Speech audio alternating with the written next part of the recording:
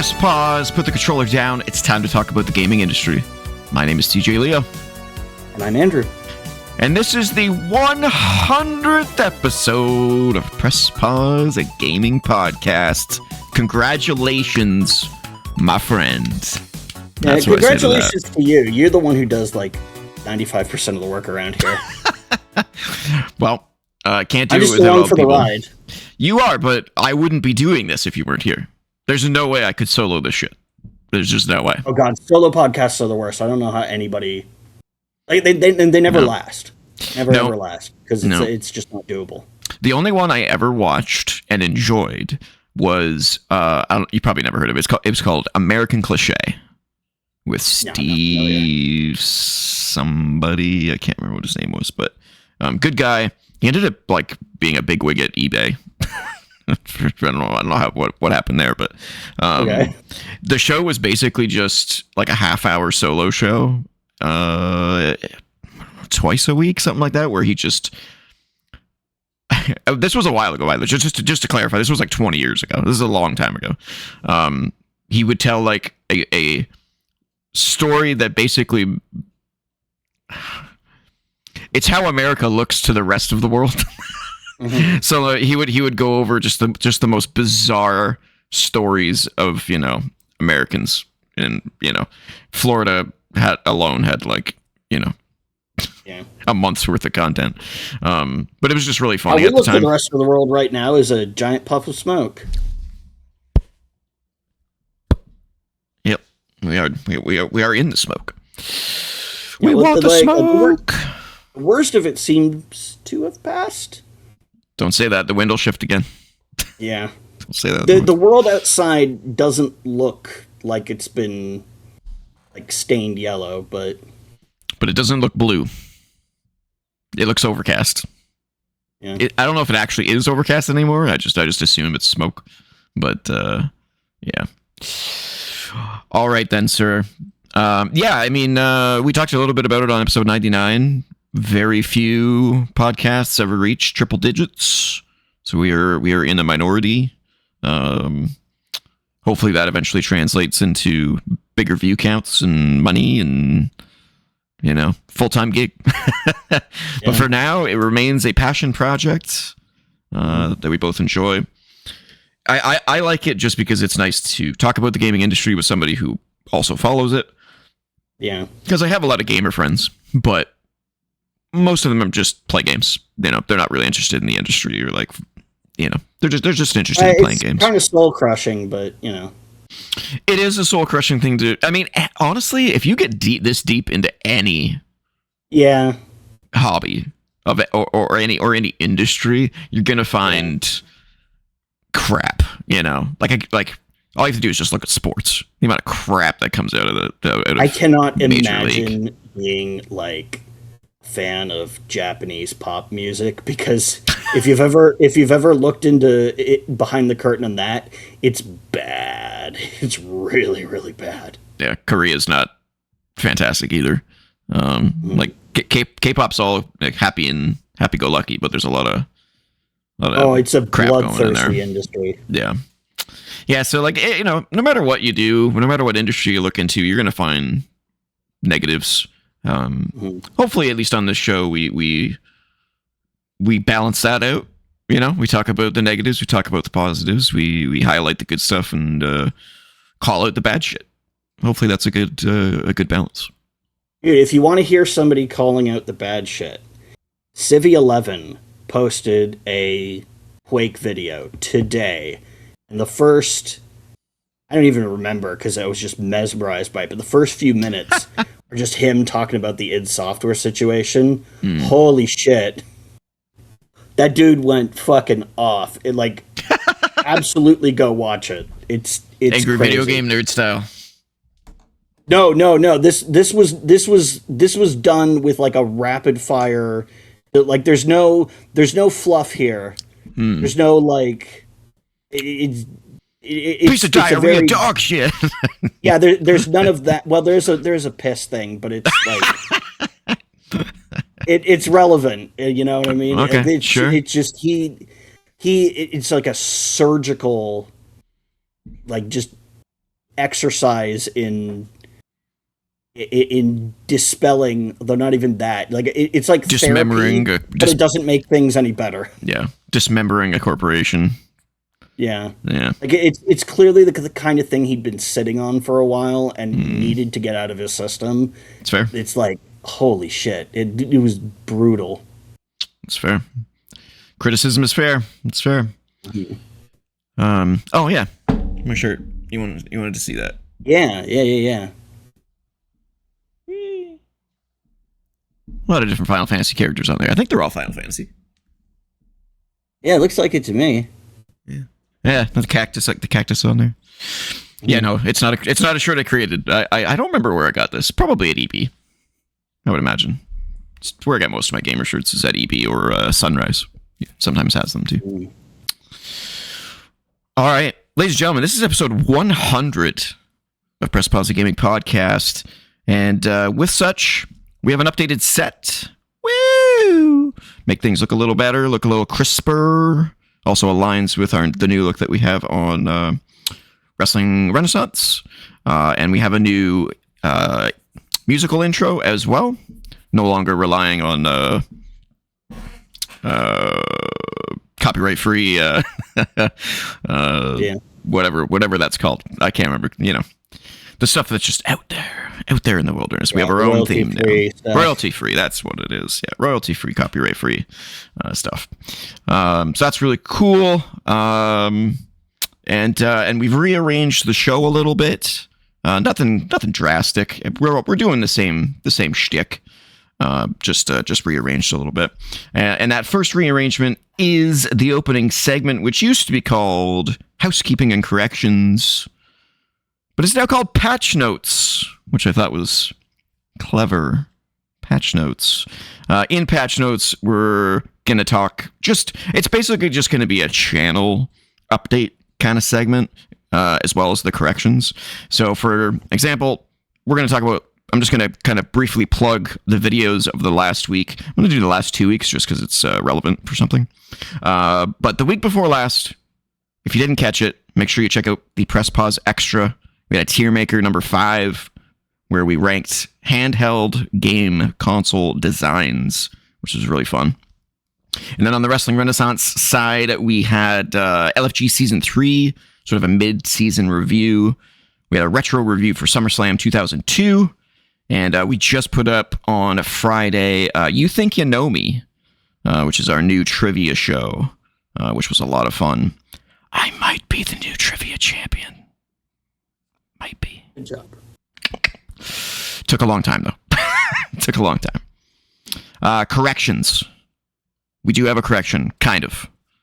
And it's actually from the tier maker that I just talked about, the handheld console designs tier maker.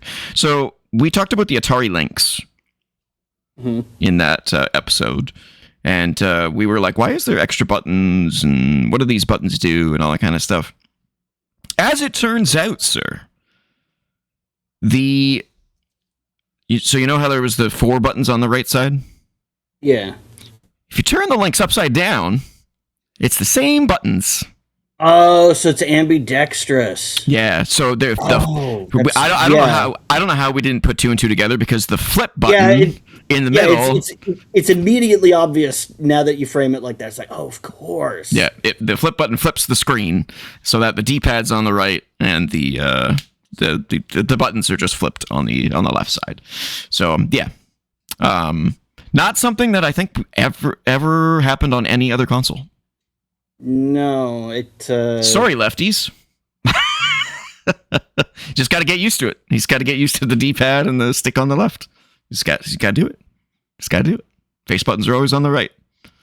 I'm a little surprised that they haven't come out with like a lefties thing, but I guess I'm not sure that it's even I'm not sure how necessary it is. Like, clearly not, because I've played games games on keyboard where I'm moving with the arrow keys, which I'm using my right hand for, and I'm doing actions with my left hand, and it's never been a problem for me to switch with chance. So maybe it's not a problem for left-handed people either. Maybe it's a thing that's just largely unnecessary. Yeah, good job, Atari.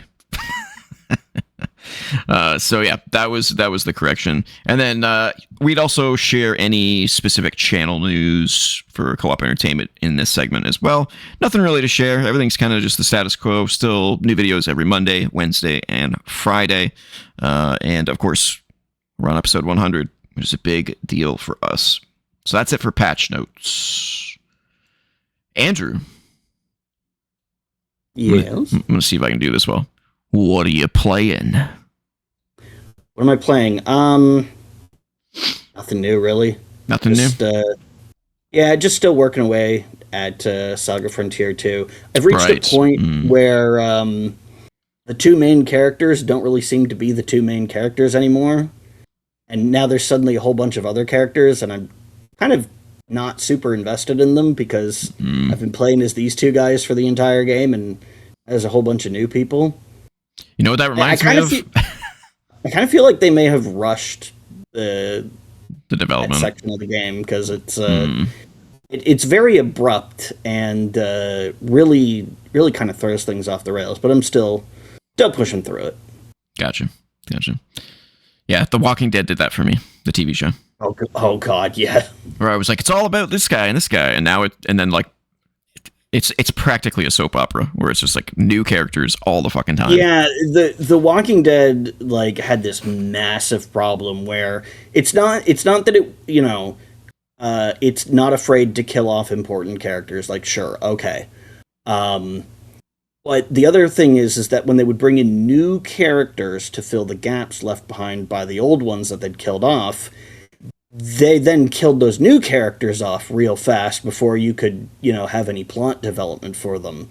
They'd last like a season, and then they'd be gone. And it's like, well, guys, you can't. Why should I be invested in anything you write? Basically, yeah. Well, how can I get invested if you keep killing off all the new people? Like, I'm willing to accept new characters, but you have to keep them around long enough for me to give a shit when they die. Yeah, I think I've said it before on the show, but my interest in that show died when they confirmed that there was no way to make a cure. I was like, okay, so what's the point of this show? Oh, they're just surviving? That's boring. Yeah. It's like I it almost felt like it should have been the series finale. Where it was like, there's no cure, and it was a sad ending. But instead, they're like, no, we'll let people know in the first season that there's no cure. Well, what do they have? What are the people going to root for then? Well, it wasn't that there was no cure. It was that everybody was already infected. But I mean, you can't make an antidote. Well, they hadn't figured out a way to make one because the labs were destroyed. Collapsed. Yeah. So it wasn't that there wasn't a cure. It's just that there was no way to do it. Nobody left who seemed to know how to do it. Yeah. And to me, that killed it. I was just like, okay, so what's the goal? What are they going towards? And there is no answer. They're just surviving. There is no goal. There is no. Well, the real. So here's the real reason is because it was profitable, and they don't want to end something that's profitable. Yeah. Even if it would be story appropriate to do so. So they just kept, pushing it on. And what killed it for me was when they started making characters do dumb things just to create problems. That's always what kills a story for me. It's like, you've got these ordinarily smart characters who suddenly have to, they've solved problems. And there's no problems, but we can't have a show without conflict. So now they have to make a problem by doing something stupid. They did that a few times in Lost. That almost made me lose my interest in it, but I pushed through, and I'm glad I did, because that's still one of my favorite shows of all time. But, yeah, it sucks. Okay. I'm not sure how we got on that train. Oh, Saga Frontier. That's right. All right. I have 3 things to talk about. 2 are pretty minor, so I'll get those out of the way first. And that is starting with Blades of Fire. I had mentioned, I think. This is that action game where you make your weapons. Yeah, I had mentioned last week that I think I mentioned it that I was going to start trying it out. Did not realize that it's a Souls-like. Did not realize that. Okay. that turned me off pretty damn fast, unfortunately. The acting's also terrible, which doesn't help. But I bounced pretty quickly once I realized it was a Soul. It took me a little bit of time to realize it was a Souls-like, because it doesn't really explain any of that to you. It just kind of eventually you get to a point in the story, probably like an hour in, where you find an anvil where you can craft your weapons and all that kind of stuff, but you can also rest there. And I'm like, oh, okay, that's how I get my potions back. And it didn't clue into me that that's just like a Souls game where you rest and you get your potions back. And then I proceeded further, got my ass whooped, back to the anvil to rest, and then they were all back. And I was like, oh, it's one of those games. All right. Yeah. And I continued a little bit after that, exploring the first sort of open zone, and I just got tired, like literally just physically tired, where I'm just like, I'm not in the mood for a Souls game right now. This is not for me. It feels okay. It's very unique, crafting your own weapons is cool, even if it is a little gimmicky. The combat's really interesting. So your 4 face buttons are attacking in directions. So like, for example, on the PlayStation controller, the square button slashes to your right, the circle button slashes to your left, the triangle slashes down, and the X slashes up. So depending on how the enemy is blocking, you're supposed to do that, but I never saw anyone block any other way than this. Just holding the weapon up like that. So I'm not sure what the point of it was, but it was early in the game, so maybe it comes into play as you get deeper. But I thought it was a little strange. It was kind of cool. Like, it felt good.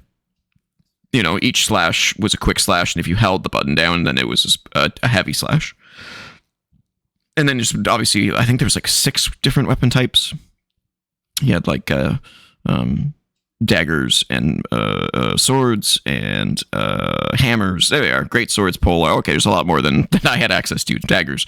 They all have their strengths and weaknesses, but they all also have the weapons have durability on the sides that you use them. So you can actually like change your stance. So for example, with the sword, you can slash, but you can also lunge. And so the durability of the front of the sword dulls when you lunge, and the durability of the sides goes down when you slash. And certain enemies are weaker against slashes, and certain enemies are weaker against the lunges, so on and so forth. The thing that kind of cheapens it a little bit is that, I don't know if you notice in the gameplay here, but when you are targeting an enemy, they have an outline, a colored outline. If it's green, then the current weapon, you can kind of see it when he targets them. If it's green, that means that the current weapon and stance that you're in is effective against them. And it will change, their outline will change color to, I think, yellow if it's and red if they're basically like almost invulnerable to that weapon and that stance. So you kind of have to like switch based on the enemy that you're facing, which is cool, but when all you do to tell me that is a color, it doesn't feel organic. It feels like I don't need to be looking at the character. You know what I'm saying? It kind of feels like traffic lights. Yeah. So it would be, I don't know. I'm trying to think of like a way to compare it to like Elden Ring or something like that, but it just kind of feels cheap. Like, not cheap's not the right word. I don't know what word to use. There's got to be a better way to do it. Yeah, I can see the logic in doing it that way because it's very easily understood. Mm-hmm. Especially in the chaos of, like, say, fighting a bunch of enemies like this. Yeah. But it comes across as very video gamey in a way that it seems like it shouldn't have to. It's like yellow tape or yellow paint on climbable ledges. It's like they've taken that to the next step where they're like, okay, well, we're just going to put a color around the character, and that way you'll know if your weapon's effective. And all you have to do is just swap, because you can hot swap weapons easily, right? So you basically see an enemy, you target them, and then you hop hot swap until the color goes green, and then you're like, okay, this is what I have to use, and it's like, yeah, it could be more interesting than that. That's a little, you know. So I almost wonder why it's a shader effect and not just an icon or something, like an icon that represents this enemy is weak to swords or something. You know, I mean, that's how a lot of games would do it. But they could also be more creative than that. They could make enemies with wondering specific why armor they made it types more or difficult for themselves by creating an entire shader effect that does it instead of just having an icon. Yeah. The game is by Mercury Steam, which is interesting. I completely forgot about that. That's the Metroid Dread guys. Mm-hmm. So there's obviously some talent here. Like, it's not a bad game. It's just unique to a fault, maybe. That character's really annoying. I don't like that character at all. That dude. At first, I thought it was a girl, and it's not. It's a guy. It's like a prince, I guess, but he's kind of annoying. He's cool. The character you play is kind of cool. He's kind of Kratos-like, except not angry. Okay. Much calmer. Oh, and you, it's cool. You do have the option of sending the boy back to camp whenever you want, which is cool because it's like, all right, I don't need to hear your back fucking stage. You know, your backseat driving. You can go away. So that's kind of cool. It has a dedicated button to send him away, which is I appreciate that. Dedicated away with you, boy. Yeah. Appreciate that. It's got some things going for it. I'm just not in the mood for a Souls. Like, I'm just not in the mood for repeat the same thing over and over again until I get good enough or lucky enough or leveled up enough to, to do it. It's not in my wheelhouse right now. So I put an end to that. I would say give the demo a try. See what you think. If you're into Souls, only if you're into Souls likes though. If you're not into Souls likes, I would probably stay away. So that's that one. Also been trying Mina, the Hollower. Oh, okay.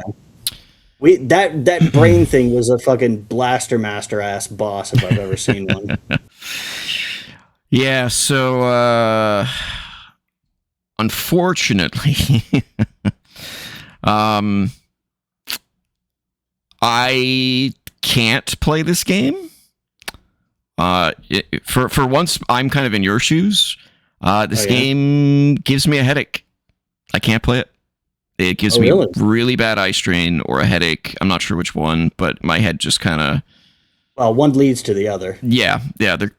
I assume it's eye strain, and I think the cause of it is the art style.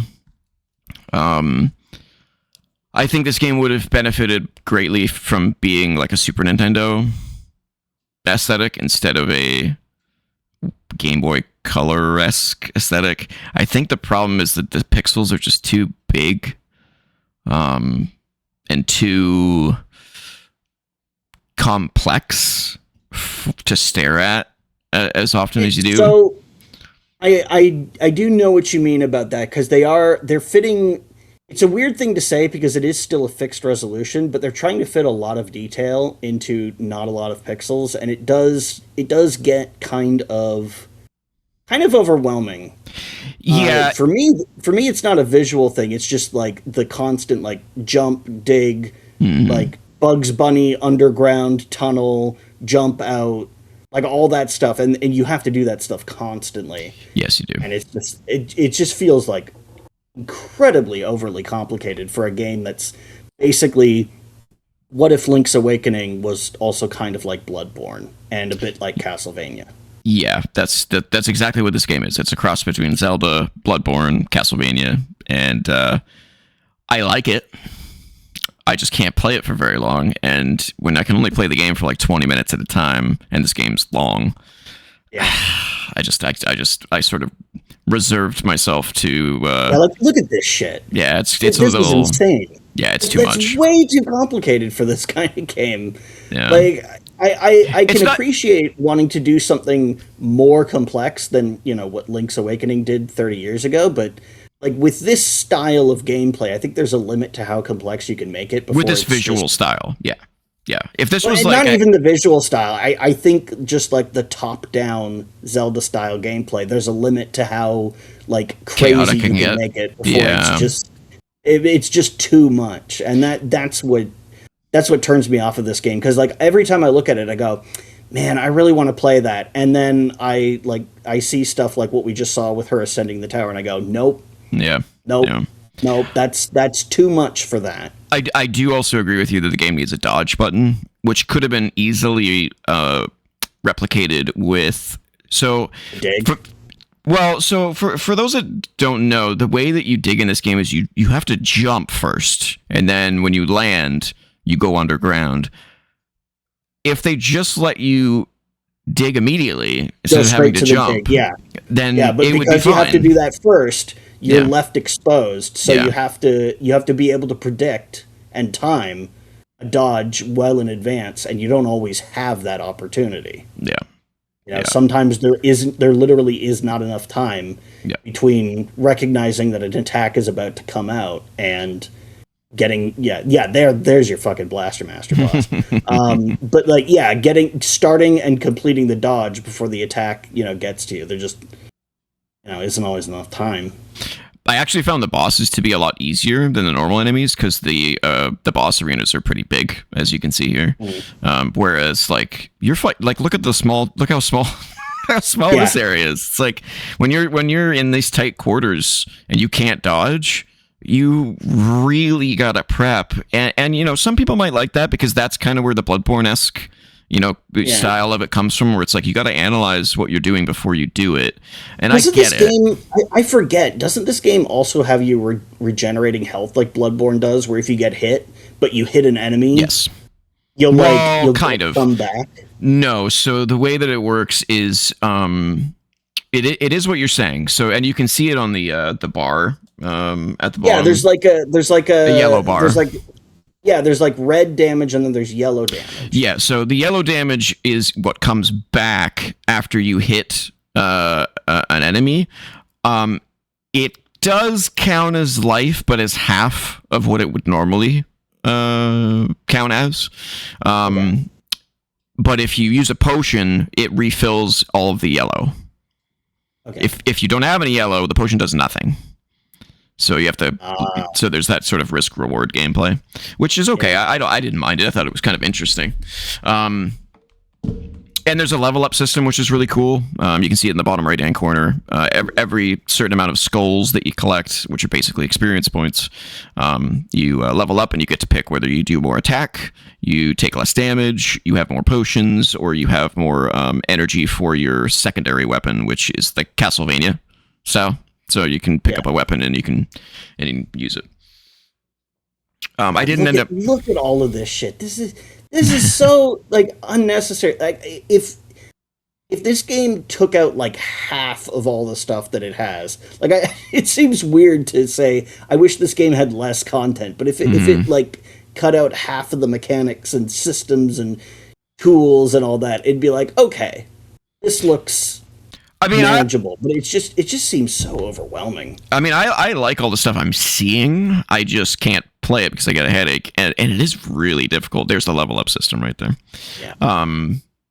And you know what's funny is that looking at this, my eyes are fine, but when I play it on my 75-inch television, I can't do it. It's just too blocky. It doesn't look blocky when you look at this. Between when you're just kind of watching something passively and when you're actively focusing on, because like I get tunnel vision in games a lot where I'm focusing on my character, but then if I watch a video of that exact same scene in the game, I can see everything at all times because I'm not playing the game, so I'm not focused on stuff, Man, I was really that's straight out of the Binding of Isaac right there. Those exploding flies. I mean, it looks so fun, but I just can't do it. So yeah, Mina the Hollower goes into my I can't play it bucket. So there's that. It's really cool.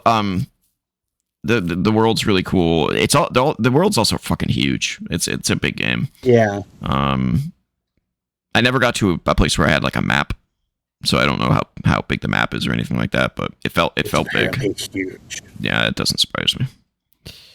The amount of places I went to in the early game where I saw places I couldn't get to constantly, I was like, oh man, lots of secrets and lots of equipment and extra stuff you can do in this game for sure. I just I just wish it was an art style that wouldn't give me a headache. So, sorry, Mina. All right, but the game I've given more time to that I am indeed enjoying is 007 First Light. Very impressed so far. Very impressed so far. I'm about 2.5-3 hours in, and I'm still in the Bond training segments. I'm not even an agent yet. I'm still training, and the presentation is immaculate. The controls are more complicated than I thought. I played the shit out of Hitman 1, 2, and 3. The what do they call it? House of Assassination, World of Assassination trilogy. Yeah, play the shit out of that, and it's complicated, but this complicates things way more because there's now you're driving and doing other stuff. You're driving, there's shooting, there's a complete melee combat system. There's like the systems where you're bluffing and there's a lot. But really enjoying it. I can't wait to get back to it. It is a fucking gorgeous game. It is a gorgeous, gorgeous game. Mm-hmm. Very, very highly detailed. Playing it at high settings on PC with DLSS on performance, and it looks beautiful. Looks absolutely great. I have a couple of settings on Ultra, like reflections and stuff like that, so it looks really good. It's also not it's not what I expected. I expected like basically a linear missions from like one Hitman mission to the next Hitman mission from like World of Assassination, where it's just like sandbox to sandbox, but it's much more like action adventure and exploring and cinematic. It's kind of baffling to me, and this is saying a lot, the quality jump, the AAA quality jump from Hitman World of Assassination to really? this. Yeah. Because World of Assassination is amazing. Yeah, those games are immaculate. They're phenomenal, but this is like next level for them. This is sort of their coming out party. Like it really is. Like I mean obviously they were huge for Hitman, but this is like putting that Amazon money to good use, I guess. Yeah. It's really well done. Can't wait to get back to it. But yeah, the driving felt great. I've done a little bit. It's really cool. Like the training montage stuff. You actually play the montage, so it's like you and that's how it kind of teaches you things. Okay. So like you would see in a training montage where it teaches, where you can see the guy learning stuff. That's you. Better. Yeah, and that's you learning stuff, and it teaches you like, oh, this is how you throw your weapon at a guy. But it's like a cut. It's like a snappy cut, so you're constantly learning stuff, which is a little overwhelming, I will say. It's like, oh shit, I can do that too. Rapid fire over and over again. But it's really engaging and really interesting and well paced. Yeah, I don't think I have any complaints besides the fact that there's a lot of controls. I also am not convinced that the game didn't need a cover mechanic. It doesn't have like a lock to cover mechanic. It looks like it does. It has like an organic cover system. So when you're ducking, if you're next to something, it kind of... Okay. It doesn't magnetize you to it, but it like... Your character has contextual like an animation. They kind of flatten themselves against it a little bit. Yeah. Which is fine, but there are times where I'm like, get to cover, like go. And there is an actual button that is a dash to cover button. it has. It's not Gears of War. I'll put it that way. It's it's a little more free. It's a little bit more. It feels a little bit more organic, a little looser. Yeah. Mm-hmm. But I mean, like that's probably that's a nitpick. I would say, if anything, so far I'm just having a ball. The problem with once you start to have like a huge dedicated cover mechanic is that you start to design your game around it, and then all the walls are all the same height. Yeah, they're either huge or they're the exact height you need to be, and it kind of restricts how your level design goes. So maybe that's why they did it the way they did, is so that so as not to fall into that hole. Yeah, level design is amazing. It's phenomenal so far. So I can't wait to get into an actual like full length mission where I just go out and do it. Story wise, it's also really good. Very movie-esque. I could watch this and be convinced that I'm watching a Bond movie. Like it's I don't know, man. This this has the potential for like my game of the year. So we'll see. We'll see how it ends up. Still early. I have lots left to go. But so far it's chef's kiss. Chef's kiss. I don't know what else I really want to say about it. I don't want to spoil too much. But it's a beautiful thing. I will have a final review when I finish it. But loving it. Loving it. All right. Before we get on to our next segment, just so that you are all aware, if you want the podcast edition of the show, YouTube Music is where you go. You can get the audio edition or the video edition, and you can subscribe there and be notified when new episodes drop. So check that out.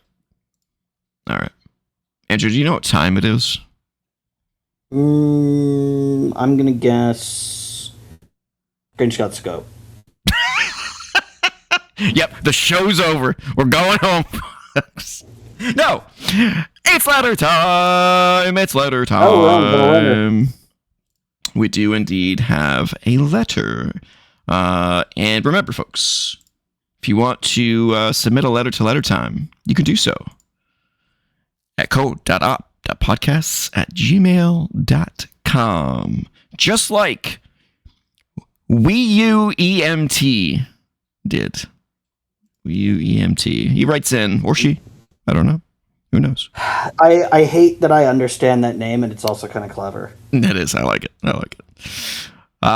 Quote, can we all just be honest with one another? Even if physical media doesn't go away, is what you're getting on the disc really the full game anymore? Most games these days require a day one patch to fix a plethora of game-breaking bugs, glitches, and sometimes even input content that would otherwise be missing. Just because you have the disc doesn't mean you have a game that's playable or worthy of being considered a full game. Touche? So... Not in all cases, obviously. Not in all cases. In many, certainly. But I would say that, keep in mind, there was a time where we didn't have the possibility for patches at all. And so if a game came out broke, it was just broke forever. And you had to just work around it. In some cases, if it was catastrophically broken, they would put out a fixed version of the game. And you could send your copy into like the manufacturer, not the manufacturer, but rare. Yeah, it was very rare. That was like if it was actually like broken, flat out broken. Like if they somehow managed to miss something like that. And so, I mean, we dealt with that before. So, it's true. Admittedly, games are more complex these days, but so there's more opportunities for things to go wrong. But also, that's why games spend so long in development. A lot of that is chasing down bugs. And I think that's also, something we should point out is that back then, when a game went gold, that's it. The game's done, and the team probably starts working on the next project while the game is being manufactured and then shipped.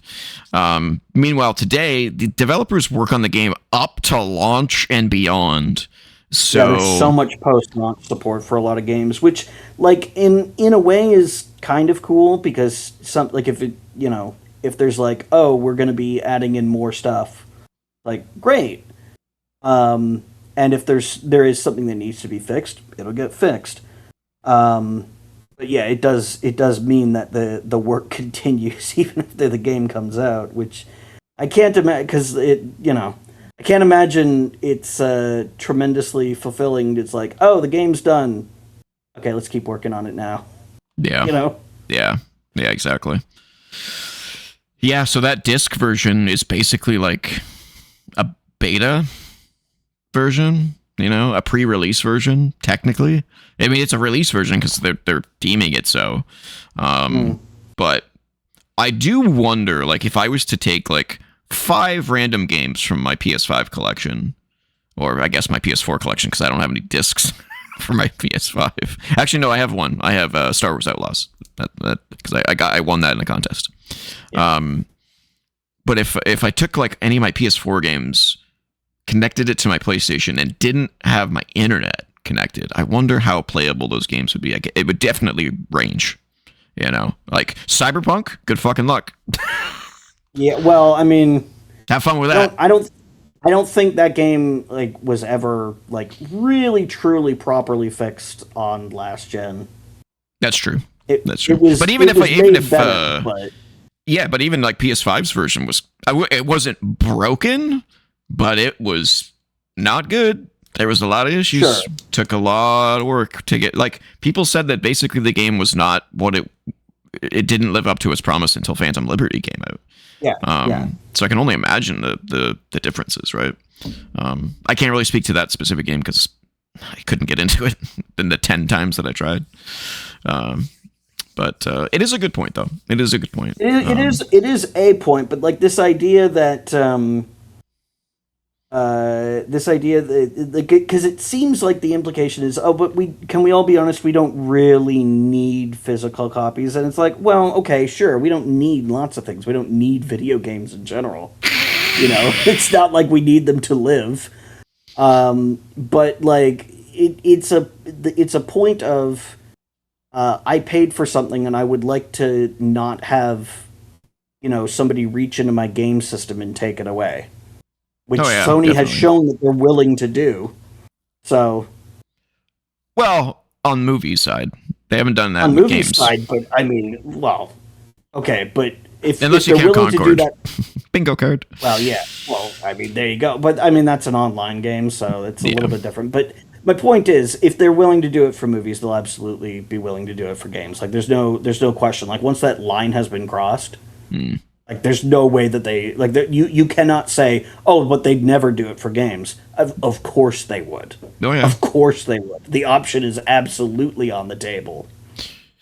Yep. I think another. I had another point about physical media. Oh yeah, something that hasn't been brought up either is that I think either way, it's inevitable that physical games are going to go away. Not just because everything's going digital, but because of we haven't had an update or an upgrade to discs since the 4K Blu-ray, right? So eventually games are going to be too big. They're not going to fit on the disc. I mean, and so Blu-rays unless they can hold a lot. They can, but eventually they're going to be to a point where they're going to have to create a new disc medium, or just be like, why do we need discs? Why do we need to do this anymore? I'm kind of curious what Nintendo's going to do at this point. I think that's kind of the most interesting point at this point, because like PlayStation hasn't said anything since the backlash of that announcement. Analysts basically have been speculating that they knew this was going to be a thing, and they're just basically like sitting in their bunker waiting for the storm to pass. Honestly, what they're doing right now is the smartest thing they could, because the moment you try to argue with the consumer, just shut up and you've beyond lost. Yeah, just shut up and wait for it to pass. Yeah, they poked their head out when Microsoft had a bunch of bad press, put that out there so that it wouldn't be the sole focus, and then they've just and in the closet being like, okay, we'll just chill here until the angry mob moves on to something else. Yeah. Yeah, I do think that is wishful thinking in a way, though. I think people will get over this now. It'll take a few months and then people will move on to something else that they're really angry about. But that's not going to change things when they get to a PlayStation 6 announcement and they go, it's all digital. I did see somebody speculate about, because I know the rumor about the PlayStation 6 was that it's going to be, there's going to be a handheld version, just like a Switch or a Xbox Ally. And that is a decent reason to say that there's no discs, why there's no discs.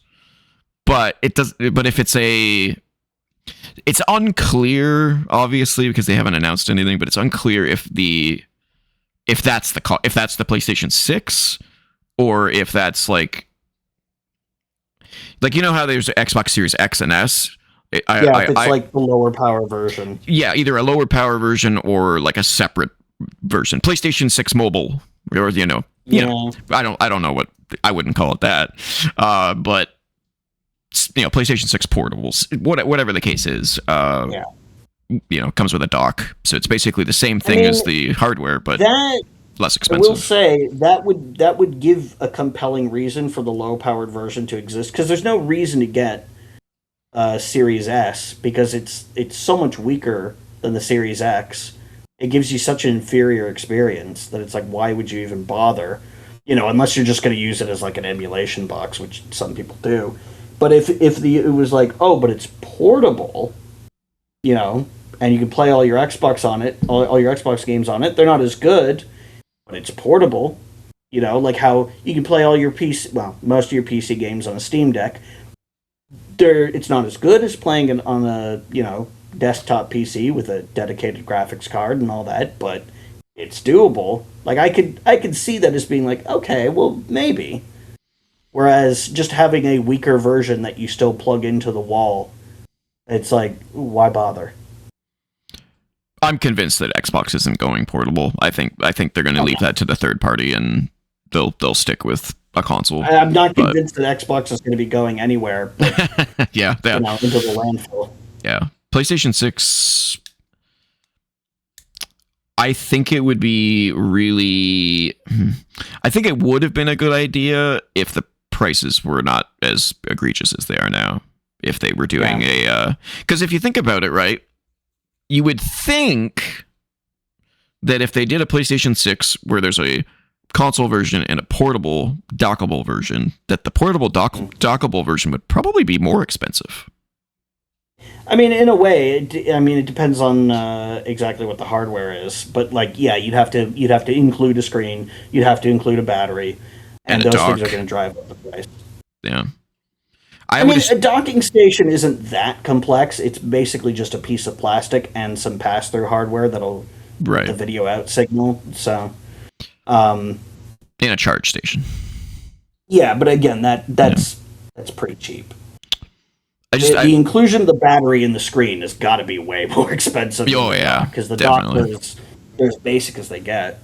The fact that the Switch 2 dock has a fan in it is kind of shocking to me. It's like, wow, they sprung for an extra cooling fan in it. I wonder, like, if the PlayStation 6 console and then the PlayStation 6 portable console, if the portable console is less powerful than a PlayStation 6, why is it called a PlayStation 6 and not like a PlayStation 5 portable? You know what I mean? How much less powerful can it possibly be without getting as low as a PlayStation 5 Pro? It's just I don't know. I'm just speculating, obviously, but weird. Like there's got to be like a thin line there if it ends up being not as powerful as the console version. But interesting nonetheless. And also, overall point with the physical media thing. Mm-hmm. I saw someone on BlueSky point out that the problem isn't so much the lack of discs, it's the lack of freedom. Like, it's basically, you don't love discs, you hate DRM. Because that is, in a sense, what the problem is. right? Right. It's that you don't have control over the things that you buy. Yeah, And like because they're like if listen, if Sony said, "Hey, there's going to be no more discs for PlayStation games going forward, but you can back them up to an external hard drive," I'd be like, "Okay, well, I that's mean, that's a decent concession." yeah, like with good old games, you can Right. they're DRM free. You could download it and burn it to a disk if you really wanted to. Yeah. The thing is, PlayStation's never going to do that. No, Xbox is never going to do that. Nintendo's never going to do that. no, no. Yeah, Nintendo I think is the most interesting when it comes to physical media because it's like, what do they like? How much do they care? I don't because they're not really they're clearly not a leader in on the online space whatsoever or the digital space. They're definitely in third place when it comes to that. So it's like I don't know how they view things, and it sucks also that Nintendo's as quiet as they are. They don't talk about anything. They don't talk about their business strategies. They don't talk about anything. They're just kind of there, which is interesting, but also kind of infuriating at the same time. It's so funny. Like the three companies are on like complete different spectrums when it comes to public relations. Xbox fucking talks way too fucking much. PlayStation, they talk about probably about the right amount. Honestly, they probably need to talk a little more than they do right now. They're a little too quiet. And then Nintendo's just like, we don't talk to anyone. You get what you get in our Nintendo Directs in our treehouse, and that's it. That's what you get. Mm-hmm. But thank you, Wii U EMT. We appreciate you for writing in. Thank you. Do you know what time it is? Well, now it's got to be the Metacritic check-in. Nope. It's letter time. What? Two? This is unprecedented. 2 letters. Actually, no. It's not unprecedented because I think our first letter time had 2 as well. We definitely have had a 2-letter time before. It is slightly precedented. Slightly precedented. We appreciate it, though. Remember, you can email us at quoteout.podcast@gmail.com. Just like... Okay. I was trying to figure out what this said, but I think I get it. I think it's dry erase board. But it's not spelled that way. It's spelled DRYERACEBOARD. Like, yeah. I get it. I see it. Dry erase board. Okay, yeah. Dry erase board writes in. Speaking of Nintendo, quote, did Nintendo make a mistake with the Ocarina of Time remake reveal? It's giving fans a lot of time to speculate, come up with top 10 lists of things they want to see expanded upon in the remake, and ideas are running wild. When they don't happen. Everything from inserting references to future games in the timeline to new game mechanics. If it ends up being a 1-to-1 remake with no changes beyond modernized controls and a fresh coat of paint, will this disappoint the fans? Yep. Here's the reality. Everything is going to disappoint the fans. There's no way you can do a remake and satisfy everybody. Yeah. Except, I guess, with that Resident Evil 1 remake, but that was an aberration. Like, there's never been a remake of anything that was pretty much universally beloved. Resident Evil 2. Yeah, but it so drastically changes the gameplay style that there are people who are, like, hardcore about that. That's true. Like, nobody hates the Resident Evil 1 remake. No. But anyway, there are going to be people who will be mad if it's too different. There are going to be people who will be mad if it's too similar. Sometimes those are the same people. They have this idea in their heads of exactly what it should be, like how similar and how different it should be. And if it doesn't fit within that narrow spectrum, it's going to be trash to them. Honestly, game like Ocarina of Time, I don't think you need to remake at all. Like, it's just yeah, it's a perfect game, so it's hard to. Well, it's not even that. It feels kind of desperate, like, especially because we just had a Star Fox 64 remake.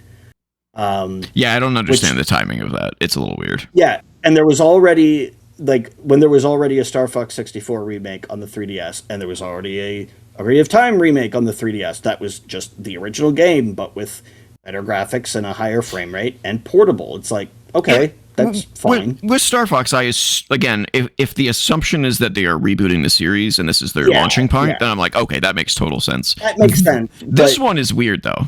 This one's like, is this just fan service or is there something? And that's why easy. It could be. It could be that. It's just. I think there is.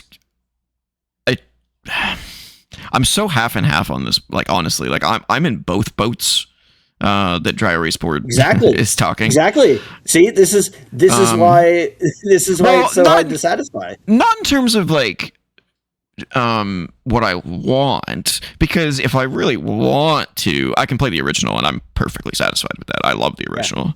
But if I get a 1-to-1 remake, that's cool. But I feel like I would be disappointed. I feel like if it's not something, if there isn't an extra reason that they're doing this, that I would be like, you already like it would be cool. Sure. Yeah, like it would be cool to experience, orchestrated Ocarina of Time music, and assuming they do that, and see all the visual changes and the modernized gameplay mechanics and stuff like that. That would be cool. But if it's exactly the same in every way, 1-to-1, sure. But I think I want it to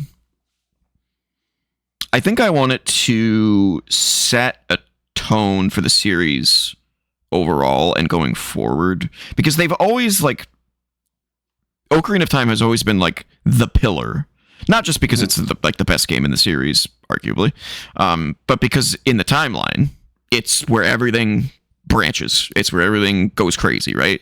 So like, if they really wanted to do fan service, they'd lean the fuck into that and put all sorts of references to things that end up happening in the future in some way. They're fucking clever. They know what they're doing. They could do it. Do I think they'll do it? I don't know, because I'm picturing a remake that's 1-to-1, and I'm going, am I going to be impressed walking around a 1-to-1 visual remake of Hyrule Field? Not really. It's a fucking small area by modern standpoint, or modern standards. So it's like, sure. It's not even really a field if you think about it. It's more of a hill. It's very sloped. Yeah, and it's supposed to be filled with trees. I watched I did a whole bunch of like Ocarina of Time deep diving over the past few weeks. all the old footage and screenshots. Oh, well, that, and there's a couple of channels that are dedicated to like Zelda lore and stuff like that. That's actually like Zeltic. I don't know if you ever watched Zeltic before. He's got some really cool stuff. And I learned about like a bunch of secrets that I'd never known about in Ocarina of Time, which is saying something, because I think I've played that game 1,000 times. But just like, like there's a lot of like things that they could expand upon, and sorry, I my train of thought left. The Hyrule Field was supposed to be filled with trees in the original version, but because of like hardware constraints, they were like, just keep the trees over in this little corner over here that has nothing to do with anything. Yeah, it would have been pretty bad for like, it's like you're in the Kokiri Forest, and where are all the trees? Well, it's a flat picture on a wall that surrounds the area, because it's like you could not do that. Yeah. On the N64, and then still have, I mean, for fuck's sake, Ocarina of Time runs at 20 FPS on the N64. That's not just like a performance thing. It is coded to run at 20 FPS, because they were like, there's no way we're going to hit 30 on this consistently, so we might as well just lock it at 20. Because like in GoldenEye can run at 30. It almost never does. But then when you see it run at 30, it sets an expectation that doesn't live up to like 80% of the time. Like Assassin's Creed. That happens in Assassin's Creed. Well, not in the modern games, but like in the old school games, when you would climb a tower, you would get above a certain point where you don't see the city anymore, and it would go at 60 frames per second. Yeah, and suddenly, oh, fucking, there's a lot of games that do that. The one that stands out to me is Infamous. Infamous does that. You look down at the ground and you run around. Gorgeously silky smooth 60. The second you look up at anything, it's gone. It kind of makes you wonder why they don't just lock it at 30, just to be like, a lot of times these days they do. They at some point they figured out it's better to just lock it at 30 because that disparity is going to make the game look worse. Yeah. And just not setting those expectations. And honestly, a really consistent 30, it looks good. Like a big part of the reason why 30 doesn't look as good is if it's inconsistent and you get like frames that last longer than others. You still have 30 per second, but some of them last longer and some of them last shorter instead of it all being evenly paced. Not that you're gonna get that on an N64 game, but yeah, there was a lot of stuff that just like there's so much stuff that they cut. I mean, honestly, that's probably part of the reason that Nintendo doesn't talk as much as they used to, because back in the day, there was so much Zelda 64 coverage, so many screenshots, so much footage, for that era at least. Of stuff that just never ended up in the final game. Yeah. I don't know if it was supposed to be Kakariko Village or Hyrule Castletown, but there are screenshots of a much larger town that just do not appear in that game at all, because it had to be cut down to either a few buildings in a full 3D space or a bunch of pre-rendered images, which is what Hyrule Castletown is, taken from different angles. Or the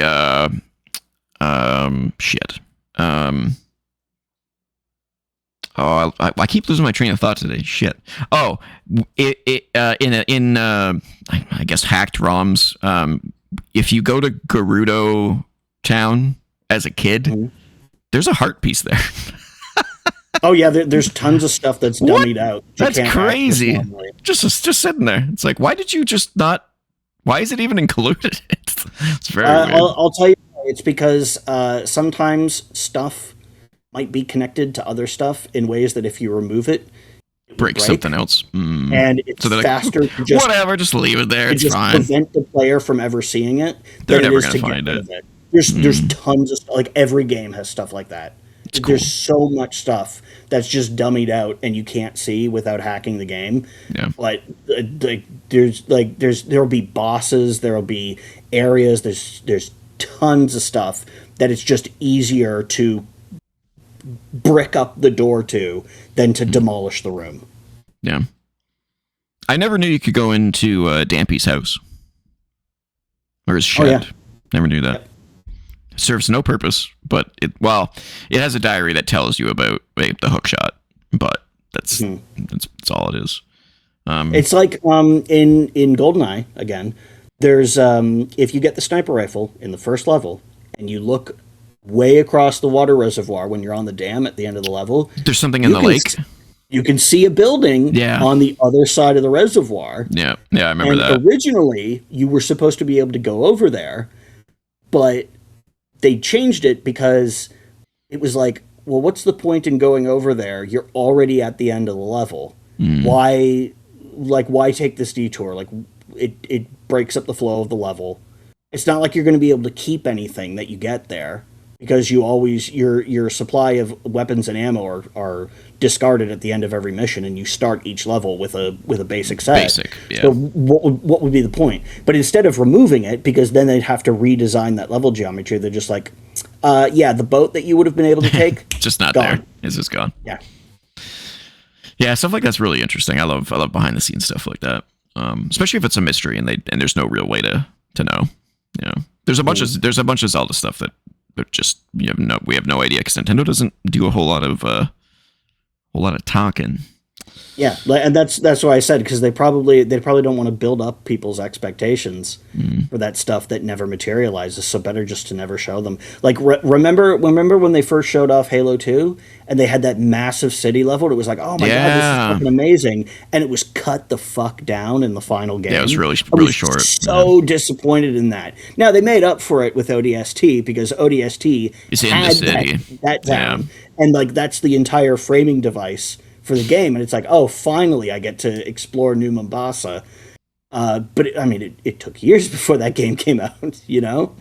So it was like always this thing like, these huge areas, this is awesome, and then there's like 25% of what we saw in that reveal trailer actually makes it into the game. So I guess if you were a betting man, would you say this is going to be a 1-to-1 remake, or is this going to be a remake? I got my answer. It's hard to say, but I don't think Nintendo is going to screw with success that much. Because like the game is already a huge hit. It's been a huge hit for decades. It's generally regarded to be one of, if not the best video games of all time. I think Nintendo's going to say, yeah, we did good. We don't need to completely change it. Do I think that there could be extra stuff in there? Maybe even expanding on some stuff that they did, or maybe some stuff that they didn't get to include? Maybe. If they were going to do it, this would be the time. But do I think it's going to be like the time? Yeah.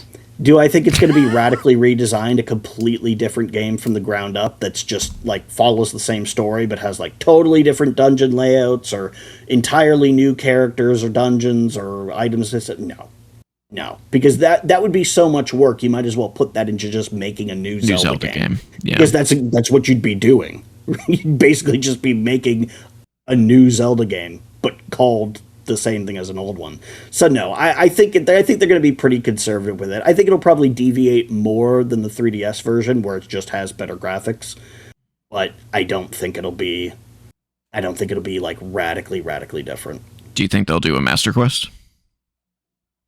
I mean, that would be one of the things that they might actually have built into the game instead of being a separate release, because that was one of the things that was intended to be in the original game, was the second quest, like the original Zelda had. Yeah, but they cut that because the game was originally going to be a 64DD title, just like the original Zelda was a Famicom disc title. But the 64DD, of course, didn't come out until like 2000, and almost everything got moved onto cartridge, or just canceled. So the second quest is one of the things that they scrapped until they did eventually release it as a separate thing. But so would that be a mode in there? Yeah, sure. I'm sure that once you beat the game, you'll be told, hey, you can replay Master Quest mode, which remixes the game and all that. That would honestly probably be the easiest thing for them to implement, because that's already a thing that's done, So they just need to... obviously, it would need to be reconfigured to work with what I assume is going to be a new engine. I don't think they're reusing the one from 1998. No. But, like, all the coding for that, like the flow chart that, connects the different events and stuff, that's already done, so they would just need to recreate that. It's not like they need to figure it out from scratch again. I wonder if they'll use the Breath of the Wild engine, or if they're going to use a new engine that is actually being used as a test bench for the next Zelda. Honestly, I would not be surprised if they used some modification of the Breath of the Wild engine. They put way too much work into that to just use it for 2 games. Yeah, I agree with you. I think it's going to be a 1-to-1 remake. I think it might have a couple of modernized changes. I'm sure that like UI navigation. That's of course goes without saying. That's a no-brainer. I think it might still have the lock-on combat though. Of course it will. I mean, they've had that in every 3D Zelda. Did they have that in Breath of the Wild? Yeah, you could. I guess you did. Yeah. It's not quite as dramatic as it is in the other games, where it does the fake widescreen and all that, but it's just there. Yeah, I think it'll have all that stuff. I wouldn't put it past them to do something new in it that will lead us on a wild goose chase. Not a wild goose chase, but like something new that will hint at what they're doing next. Because I don't believe that this is the Zelda team that's doing this. This is someone else. It's got to be. Because this it could be like Grezzo or somebody, like the Luigi's Mansion. I just give it like a 1% chance that this is the Zelda team. I think this is a tide over to give the Zelda team more time. That's how Nintendo works, is for this kind of stuff, they give it to not even a B team. Because, no. Like all their teams are great. Yeah. But they don't give it to the main team. The main team does the work on the next thing. Yeah. Yeah, they're not going to spend their time like and it's not even just Nintendo, like Square Enix. They don't develop the Final Fantasy VII remake entirely in house. That's co-developed with CyberConnect. Right. Yeah. So and hell, Nintendo's done that with Zelda before. The Oracle games were a co-production between Nintendo and Capcom, and most of the work was done at Capcom. Nintendo's involvement, like by their own description, was approving things. Yeah. Yeah. You know? Yeah. Good Like, job. Good job, Capcom. Did amazing. Yeah, those games are great. Capcom. Yeah. I remember being like totally shocked that Capcom was going to be making not only a Zelda game but two of them. Well, originally there was going to be three of them. But that got scrapped. Yeah. And then they both turned out really good. I was like, huh.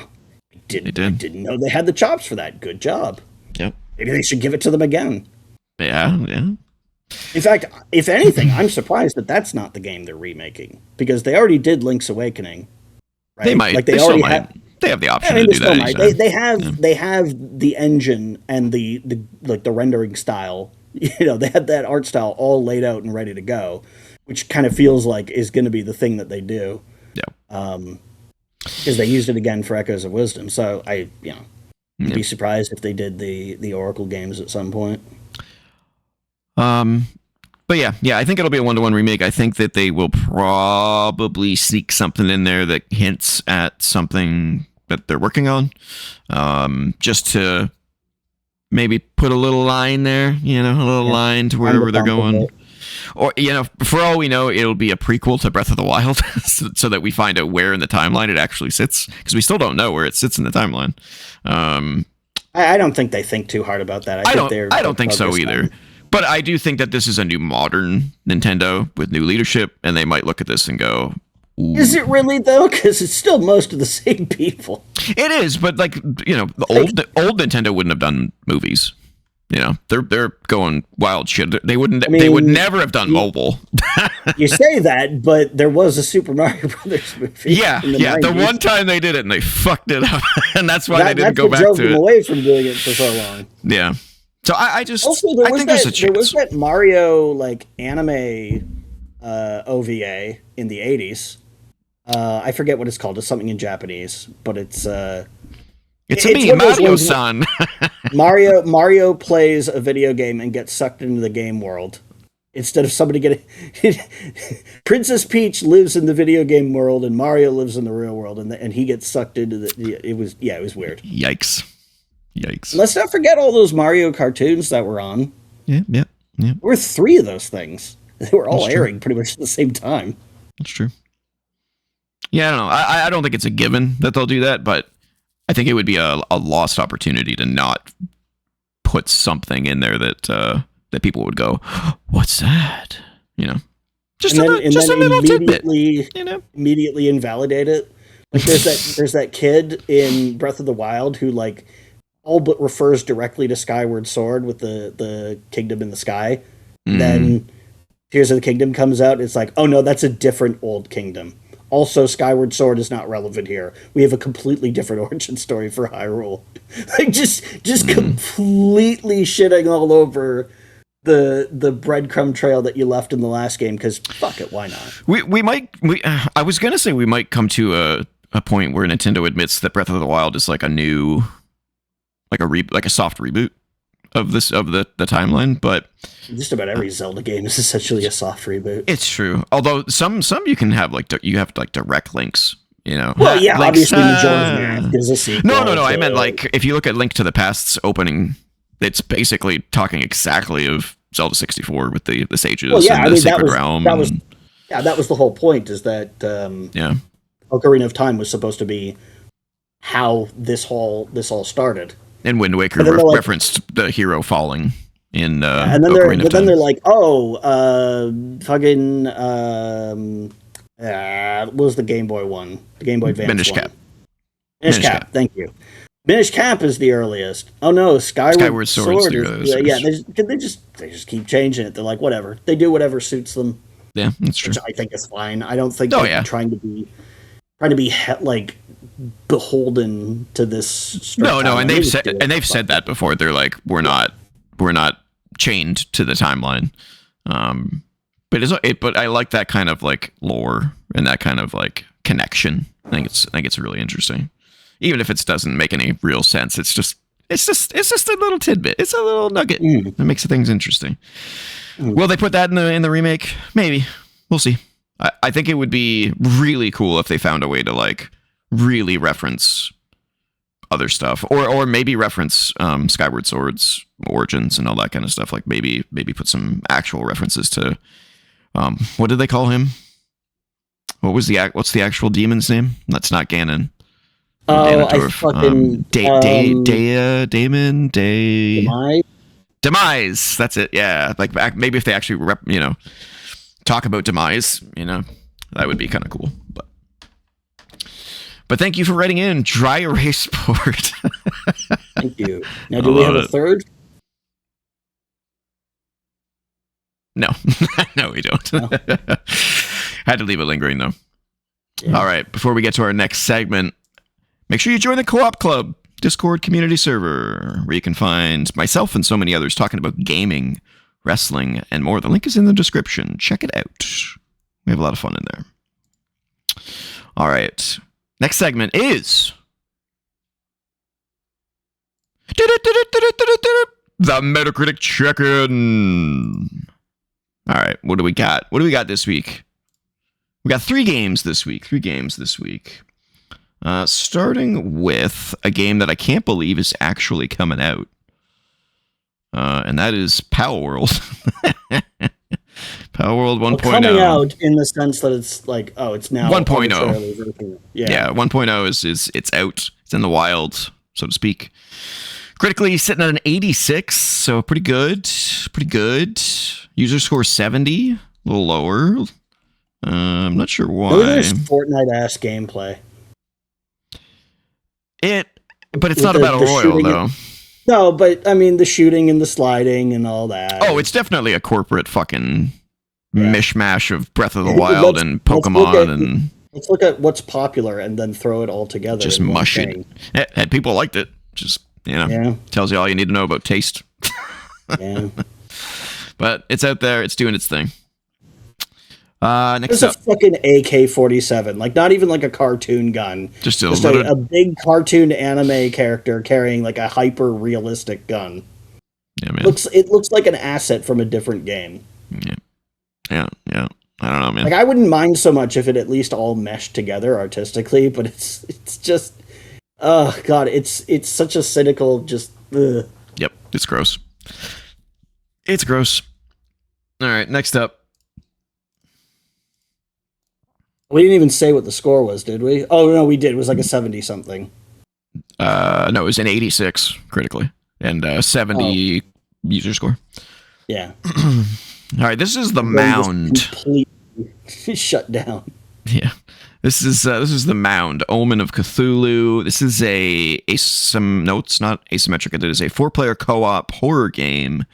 Do you remember that game I was telling you about on the show about that used AI to like mimic your voice and because when you were possessed it would take your body over? This is like that but doesn't use AI. What it does is it copies it does like a voice recording of something you previously have said that it deems not easily detectable as if it was repeated would be this is like obvious. The Predator thing.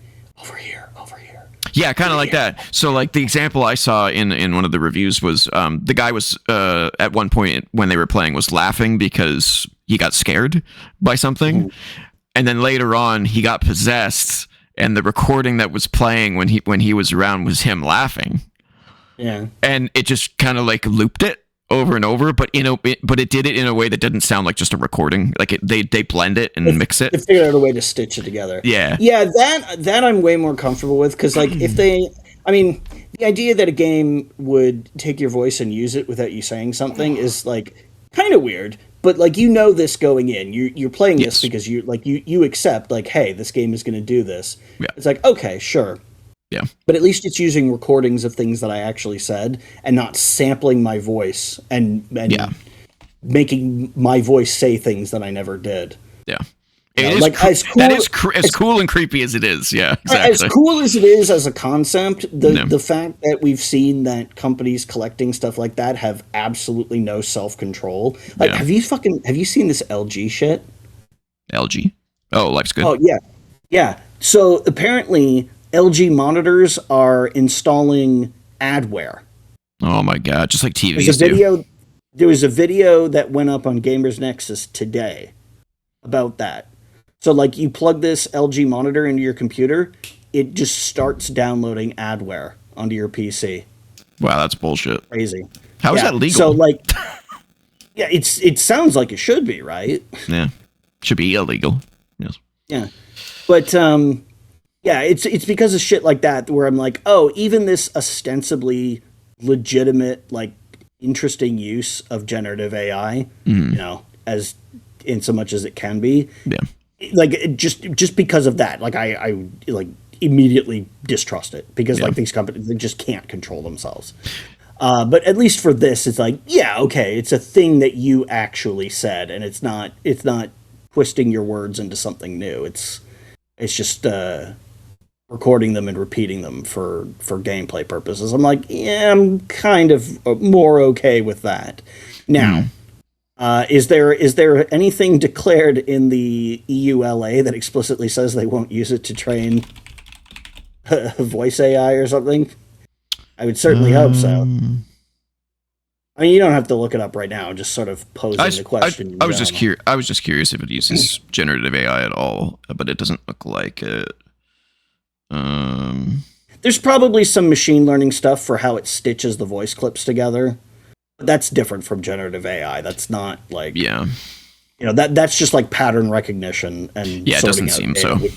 Yeah, which is like totally fine use for machine learning. That's kind of the whole point of it. Yeah, it seems like it's just recordings. It has a sanity system similar to Eternal Darkness, which is pretty damn cool. Yeah, we would have seen more of that had Nintendo not fucking patented it. Yeah.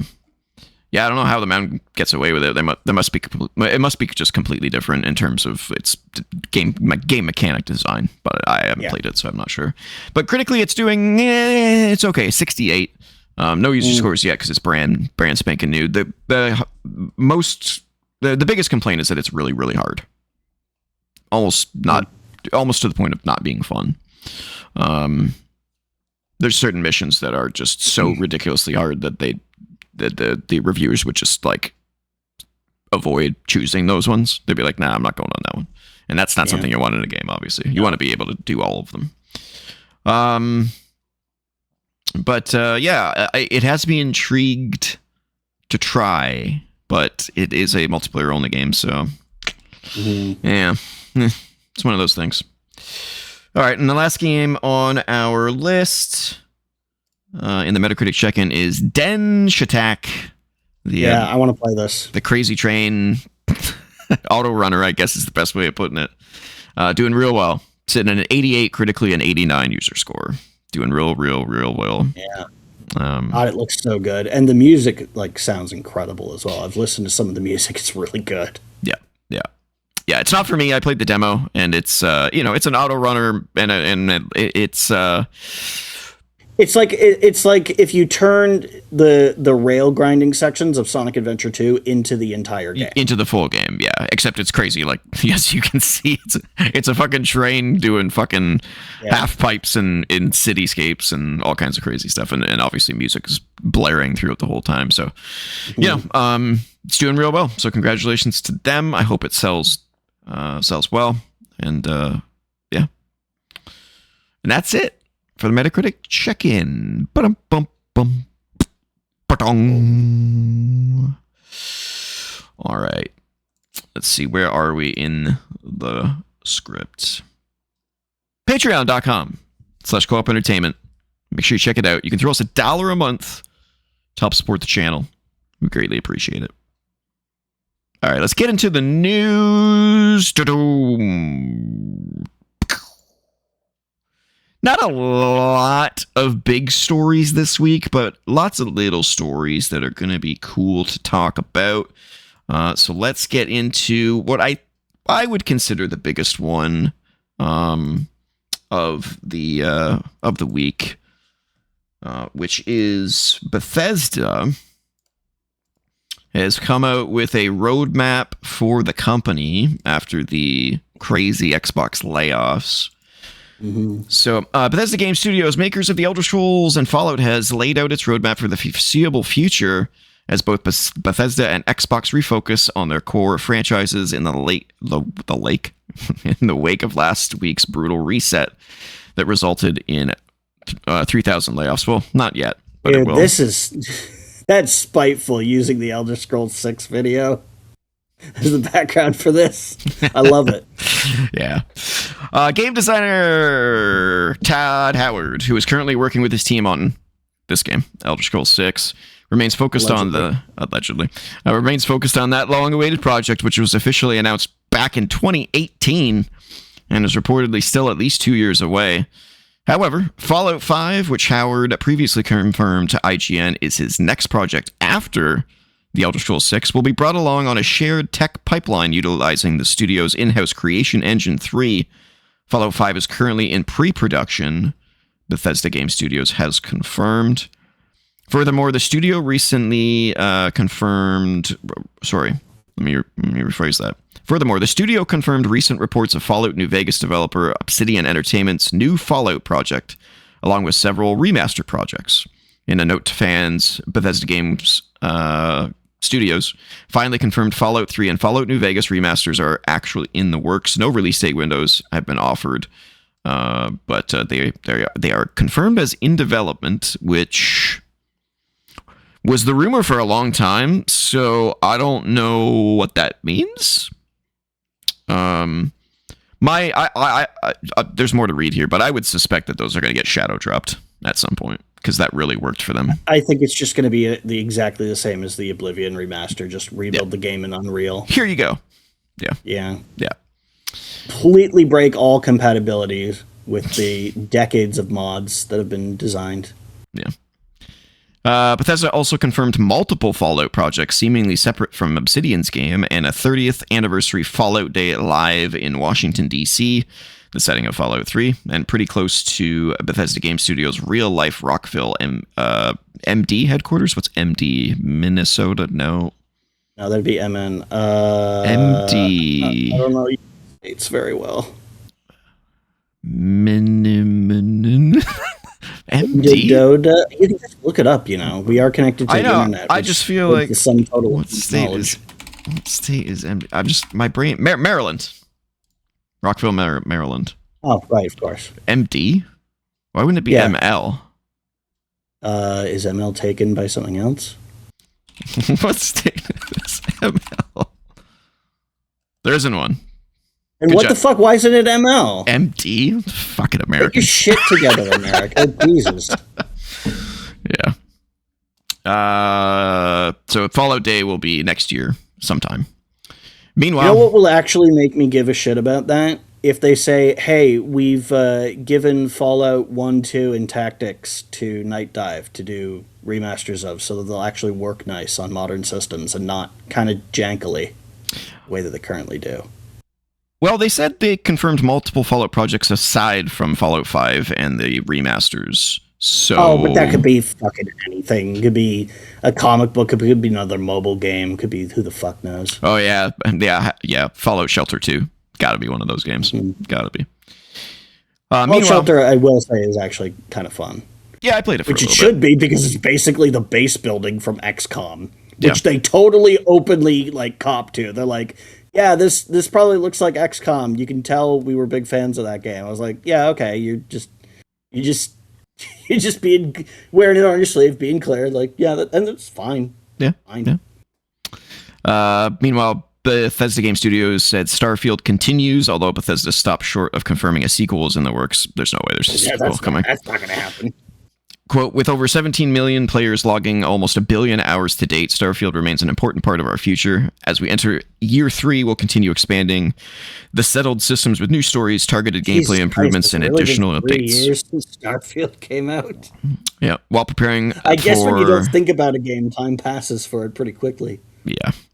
While preparing for the launch of new Starborn content next year. I'm not sure what Starborn is. More than 40% of players already customize their experience through creations and will continue investing in creators and giving players new ways to make Starfield their own. I don't know if you saw, it's been making the rounds, but somebody like made a Starfield Star Wars mod that is like, it makes the whole game is Star Wars.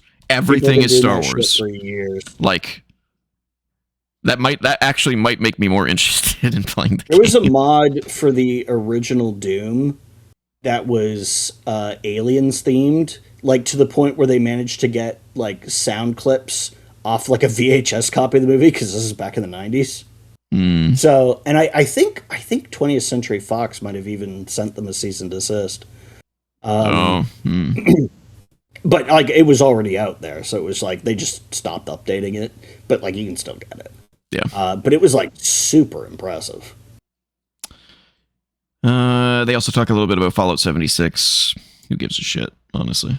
The people that play that game are the only ones who care, because if you haven't started playing Fallout 76 by now, you're probably not going to. not to be a dick, but the people who play the game are the only ones who care is true of every game. Well, that's true. That's true. I just don't think that game's going to get any new players at this point.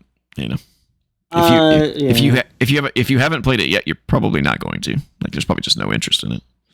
I think I've tried it a couple of times, and I'm like, it's Fallout. I've thought about trying it at one point or another, but then I've just been like, do I really want to play this with other people, though? I kind of feel like Fallout is at its best when it's me doing my own thing against the world. When I played it, I didn't see a single player. So then. I don't know. I don't think it's because nobody was playing, but I think it's maybe most of the players are like max levels, so they're like end game content or something. I don't know. Who knows? I don't know. It's also weird to have a game world that is like for an online game that's that restricted in size. Now, admittedly, it is a pretty big. Like I think it's something like 4 times the size of Fallout 4's map, which is pretty big. But like you compare that to like pretty much like any MMORPG, and it's like, well, how are you going to fit like all these players in there? I'm assuming there's like some kind of like instance servers or something. Yeah, I think it's like ESO, where there's just instanced areas. Is how I believe it's created. I think it also has private servers, if I remember correctly. So maybe that's where a lot of people play. Maybe. You talked about Fallout Shelter. There's more ahead for Fallout Shelter, including new seasons, and an unscripted Fallout Shelter television project is also in the works with our partners at Amazon. Yeah, I heard about that. Yeah, Amazon and Kilter Films. Might not even be a bad idea. I don't know why it would be, like, why you already have a Fallout show, so I guess it's just a show about. Is it going to be like a sitcom of people in a Fallout shelter? Well, you remember how they had those animated videos explaining the different special stats for promoting Fallout 4? I assume it would be like a series sort of in that vein, like a. Oh, you think it'll be animated? Yeah. And that's the whole vibe of Fallout Shelter, is that it's done in that. That would be a very interesting retro art style. Yeah. I still haven't seen the show. I got to get around to that. It's fine. I heard it was great. You don't think it's great? Don't spoil anything, because I do want to watch it. But there's some stuff in there that's a little bit too like, hey, you've seen this from the game, now you can see it in the show. Like, I'm like, yeah, okay, guys, can we just? Speaking of that, but I have watched both seasons and enjoyed them. Okay. So. I'm usually a person that waits until a TV show is done and then just watches the whole series. I think I've talked about this before, because I seem to have really bad luck picking shows to watch and then they get canceled. So I wait now. But side note, I watched the new Mortal Kombat movies this week. Oh, yeah. The Mortal Kombat, just Mortal Kombat and Mortal Kombat 2. They're really good.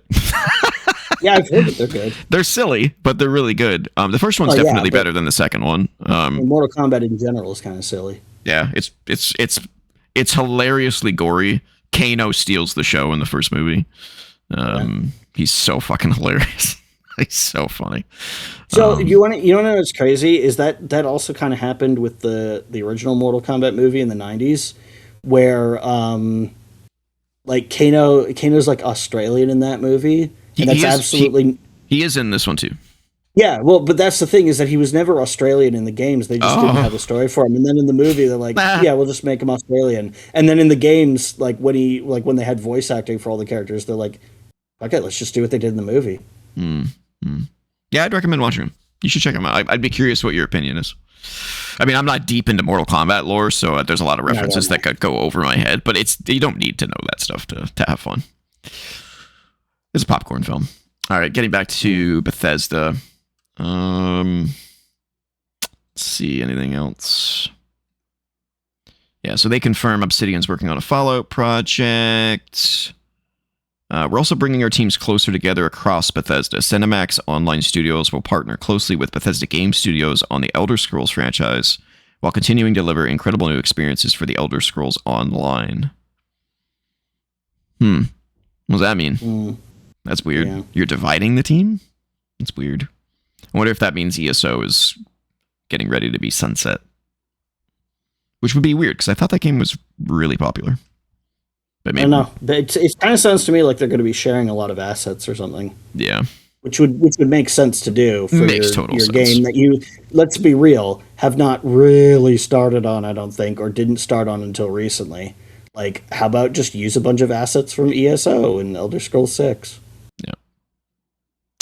That looks like it's about it as far as those details go. I'm a little surprised that there's nothing in there about what Machine Games is doing. But I guess they weren't really highlighted in the layoffs. So I think this was more of a response to the layoffs to kind of reassure people that their studios are working on stuff. Or try to distract them by jangling some keys. Like, hey, more Fallout stuff, huh? Yeah. Fallout 5. Have we finished Elder Scrolls 6 yet? No, but Fallout 5. Yeah, they're not really clear about why you would start pre-production on Fallout 5 when the current project is still 2 years away. That's a little strange. Yeah. Maybe focus on one thing at a time, guys. Who knows, though? Very odd. Very odd. It could be that the ZeniMax Online Studio, maybe that's what they meant, is that they're working on... No, they said they were working on Elder Scrolls stuff. Yeah, I don't fucking know. But that's it. So we have sort of confirmation of what the leaks had basically already told us. So there it is. All right. Next up. This one was from you. Disco Elysium Studio has announced layoffs after their new game, Zero Parades. To be clear, when you say this one's from me, I didn't break this news. No. Yes. Yeah, I got this from Polygon. IGN did not have this on their website as of recording. After Zero Parades for Dead Spies failed to perform commercially. How do you say their name? Zaum? Or is it Zaum? Zaum has announced a round of layoffs today after the studio's latest game, Zero Parades for Dead Spies, failed to perform commercially. The studio is, of course, best known for developing the 2019 narrative role-playing game Disco Elysium. The studio made the announcement in a post on BlueSky. They said that while Zero Parades was released to critical acclaim, its commercial performance has not enabled us to sustain a studio of our current size, and as a result, the studio has served redundancy and at-risk notices to 32 employees across all departments.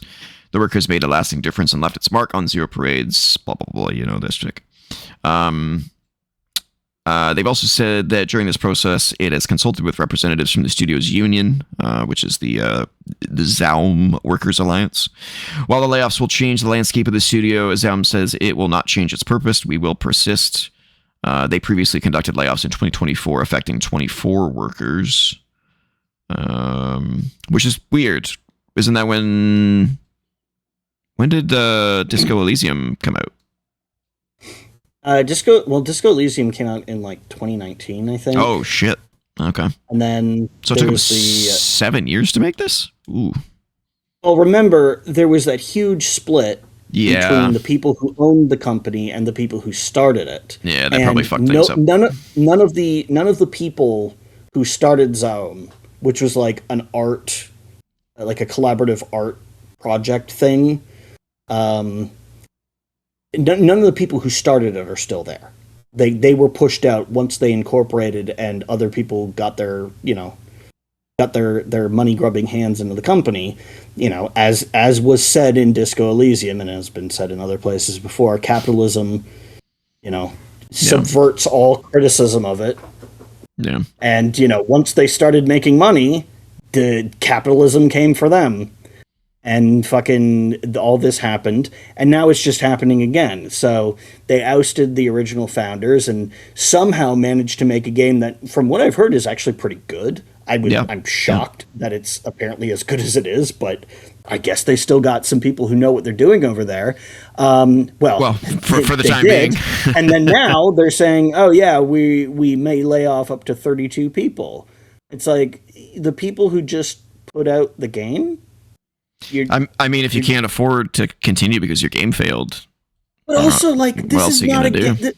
What do they expect this game? Like, what kind of money do they expect this game to make? This is not a Call of Duty. This is not a Grand Theft Auto. This is a highly specific, ultra niche, dialogue-based RPG. Yeah, let me see if there's any sales data on it here. You don't make this game because you're hoping to make $1 gajillion. You make it because you've got an idea for a cool story and a cool world. Looks like 73,000 copies. So I don't know what they were expecting or what they needed to clear. What they needed to clear to clear even, I guess is what I was trying to get there.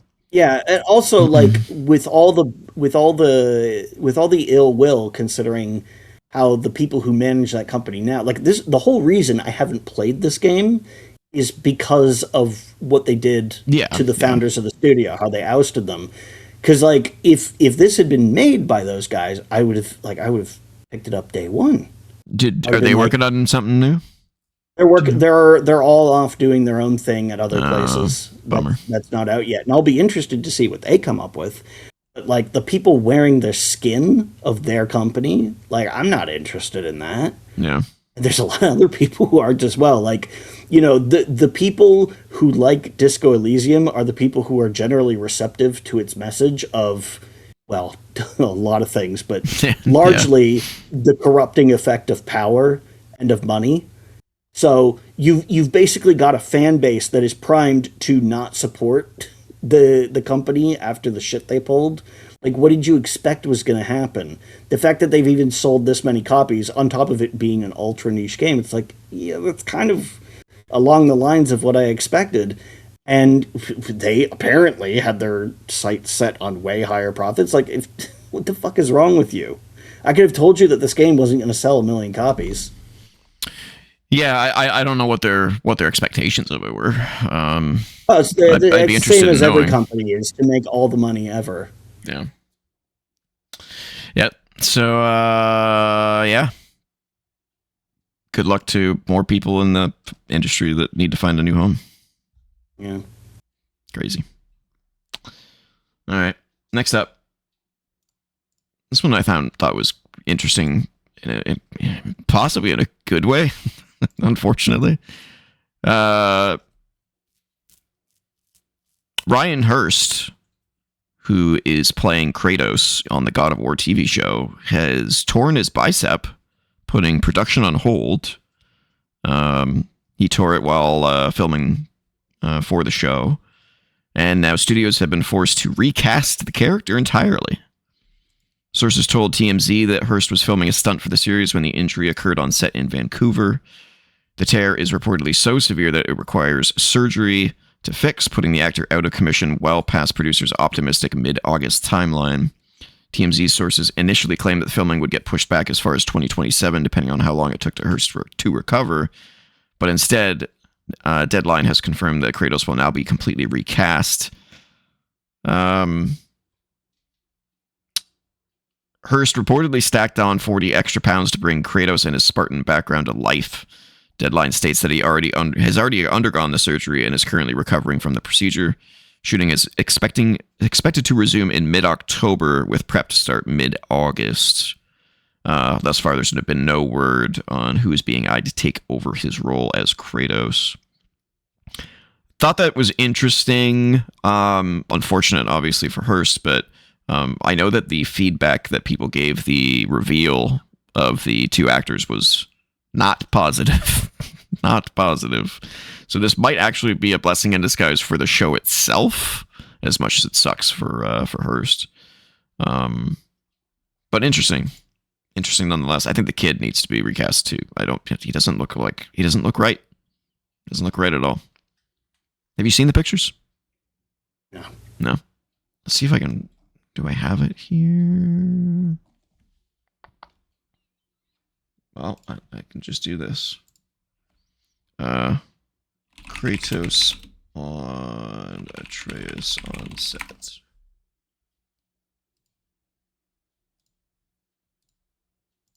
Can I make this bigger?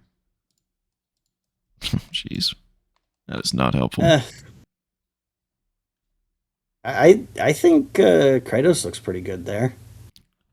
I can't get the picture of the damn kid. Oh, there we go. Here we go. I'm gonna zoom all the way over. Well, it's still not gonna show me. What the? Okay. He just looks way too young. I mean, Atreus is young in the show, but he's not. He's like 1 foot tall. It didn't look right to me. I'm not bothered by it. The pictures doesn't do it any good or any help. I mean, you're never going to find somebody who's like a 1-to-1 match for the face of the fictional video game character. So, I wonder if they should have just not done the pale skin. You know, keep the red tattoo, but not the pale skin. I think he gets rid of the pale skin by the time this series started. Could be wrong. But I think because the pale skin was supposed to be the ashes of his family. That's why he's that color. So, but I could have sworn that he was able to shed that at some point in the trilogy. But I think it would have made him look a little bit more. I don't know. He just looks kind of cartoonish with the super pale white skin. But we'll see. We'll see how it turns out. Especially now that he's not in it. Now I have no idea. No clue. All right. What's next?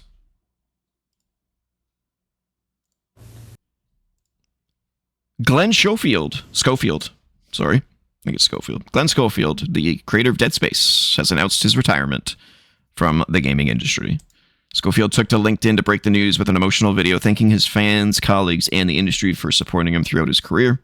He also took a moment to acknowledge that although the industry is experiencing a lot of hardships right now, there are still great minds making great games.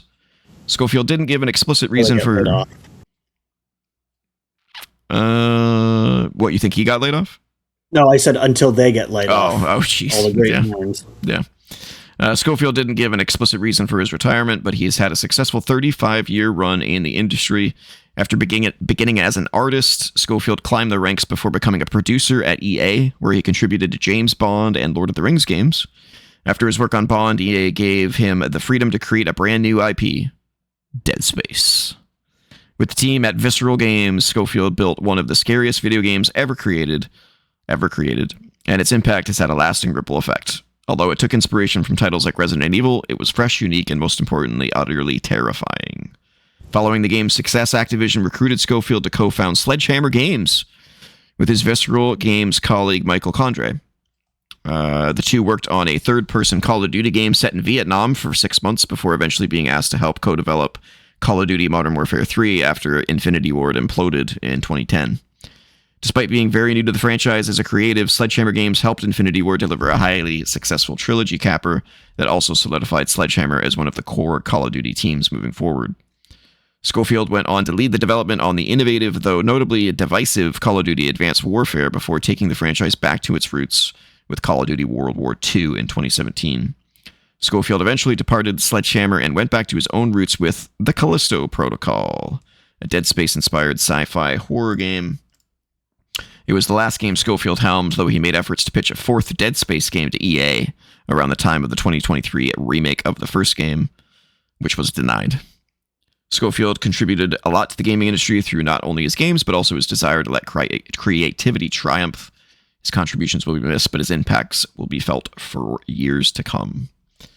Yeah, I mean, the man who made Dead Space, and obviously some really good Call of Duty games as well.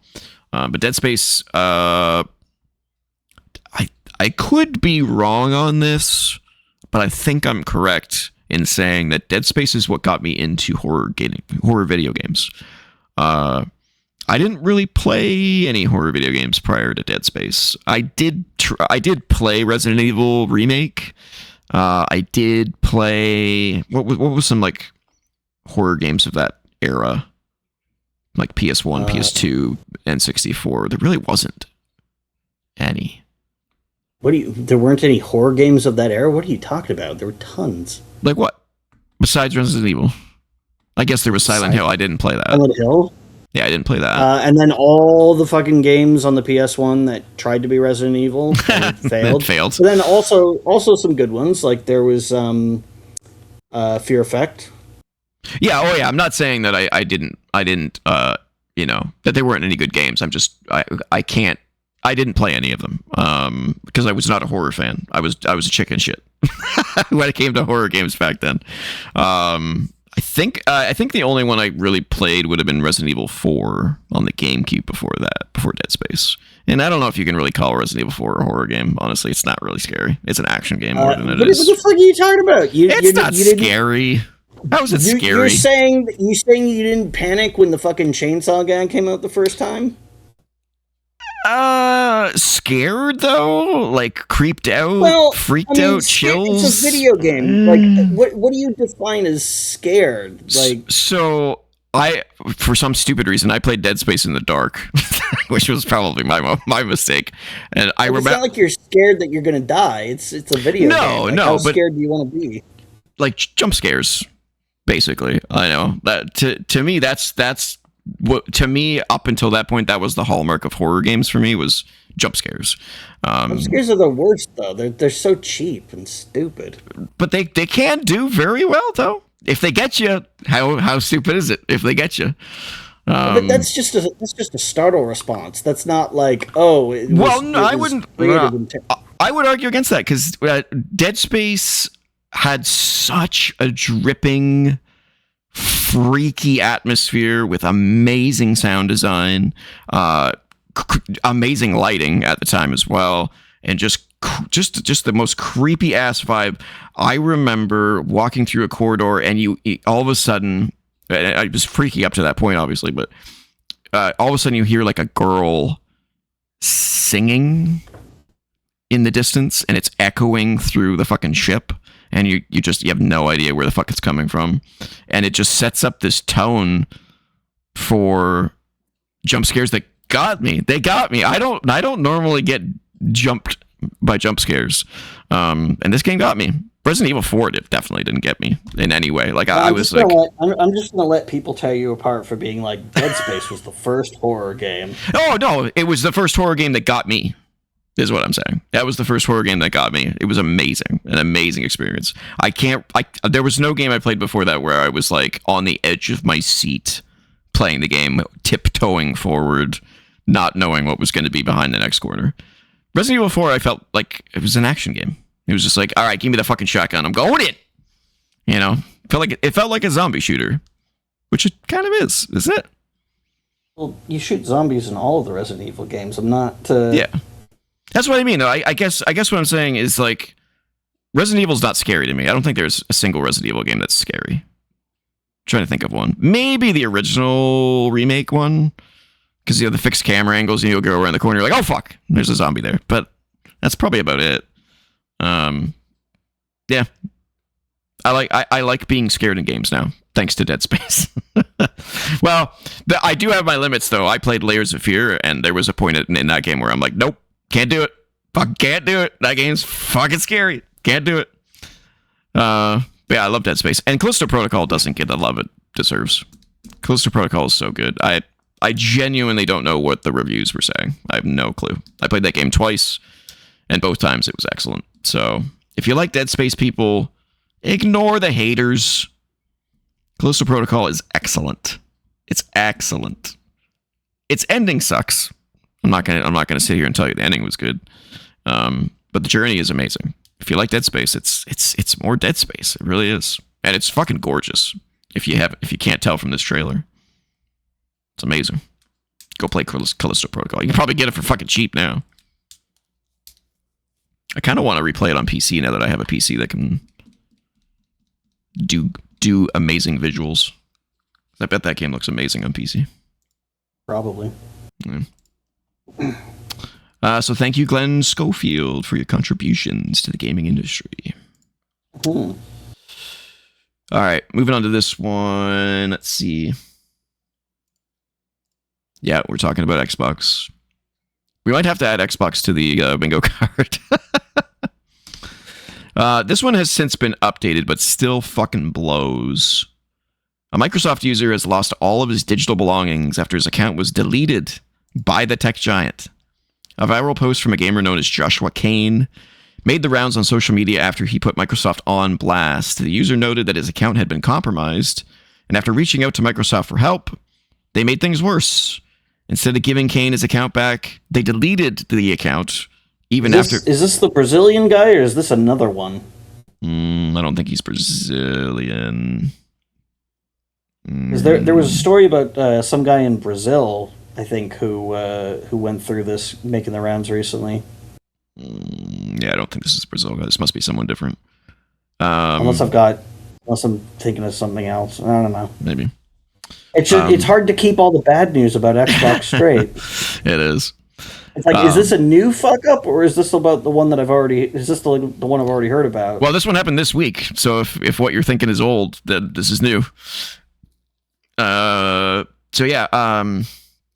Instead of giving his account back, Microsoft deleted the account after verifying he was the true owner. Not only did Kane lose 25 years worth of video games, but he also lost everything that was backed up on his cloud storage service, OneDrive. He claims that he lost his son's baby pictures in the process and expressed outrage. They wiped his one. So they took down his entire Microsoft account. His Microsoft account that was attached to his Jesus Xbox Christ. Yeah. He claims that he lost. This is why we need fucking discs, so they can't just revoke your shit. Yeah. Also, this is like not to victim blame or anything. Like, this is why I will never, ever, ever, ever, ever use cloud storage. I don't use Steam Cloud. I don't use any of that shit. Mm-hmm. Because how the fuck am I supposed to rely on them to keep that shit straight? Of course not. Yeah. I keep all my data local. Yep. This is like when all those celebrity nudes leaked because Apple Cloud got hacked. Yeah. Like, I mean, yes, you were wronged, but maybe don't put your nudes in the cloud. Yeah, right. Yeah. He claims he lost his son's baby pictures in the process and expressed outrage over the entire situation. Kane did admit that he could have locked his account down better, but ultimately wished Microsoft provided better customer service to help him regain his account rather than nuke it from existence. The entire situation comes at a rather relevant time as players debate the validity of and value of physical items versus digital records. This has been since updated. Microsoft actually saw his outrage, reached out to him, and restored his account. So he does have access to his account again. Yeah, and now after it's become a PR disaster, but that's what it takes these days. You have to affect their bottom line before they'll give a shit. Just a few weeks ago, we had talked about the experience that Colin Moriarty had, where his account was compromised, and he had to reach out to his contacts at Sony to get his account back because customer service basically said, "Well, it's going to take a few weeks." And it's like, well, by then the account's going to be gone. It's going to be destroyed. So I need someone who's going to do this faster. I didn't put it in the news, but I guess the Mexican government got a class action lawsuit against Sony for it's like an antitrust lawsuit because of the physical data thing.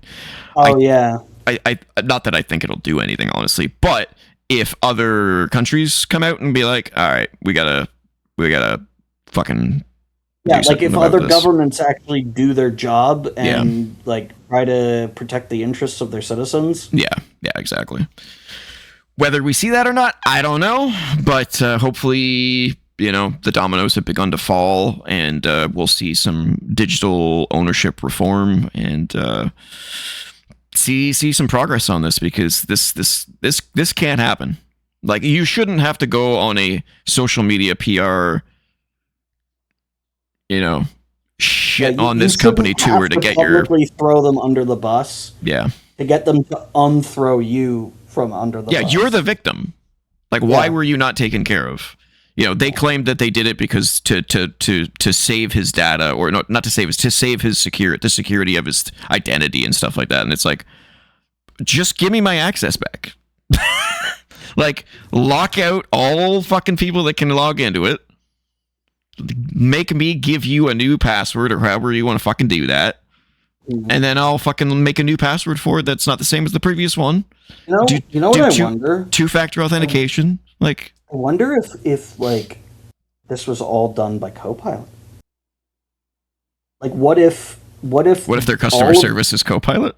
Is all Copilot, and the easiest answer that it could determine was just wipe the account. Just you never know.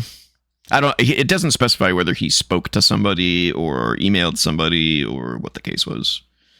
I would assume if it was AI on a voice call, you would know.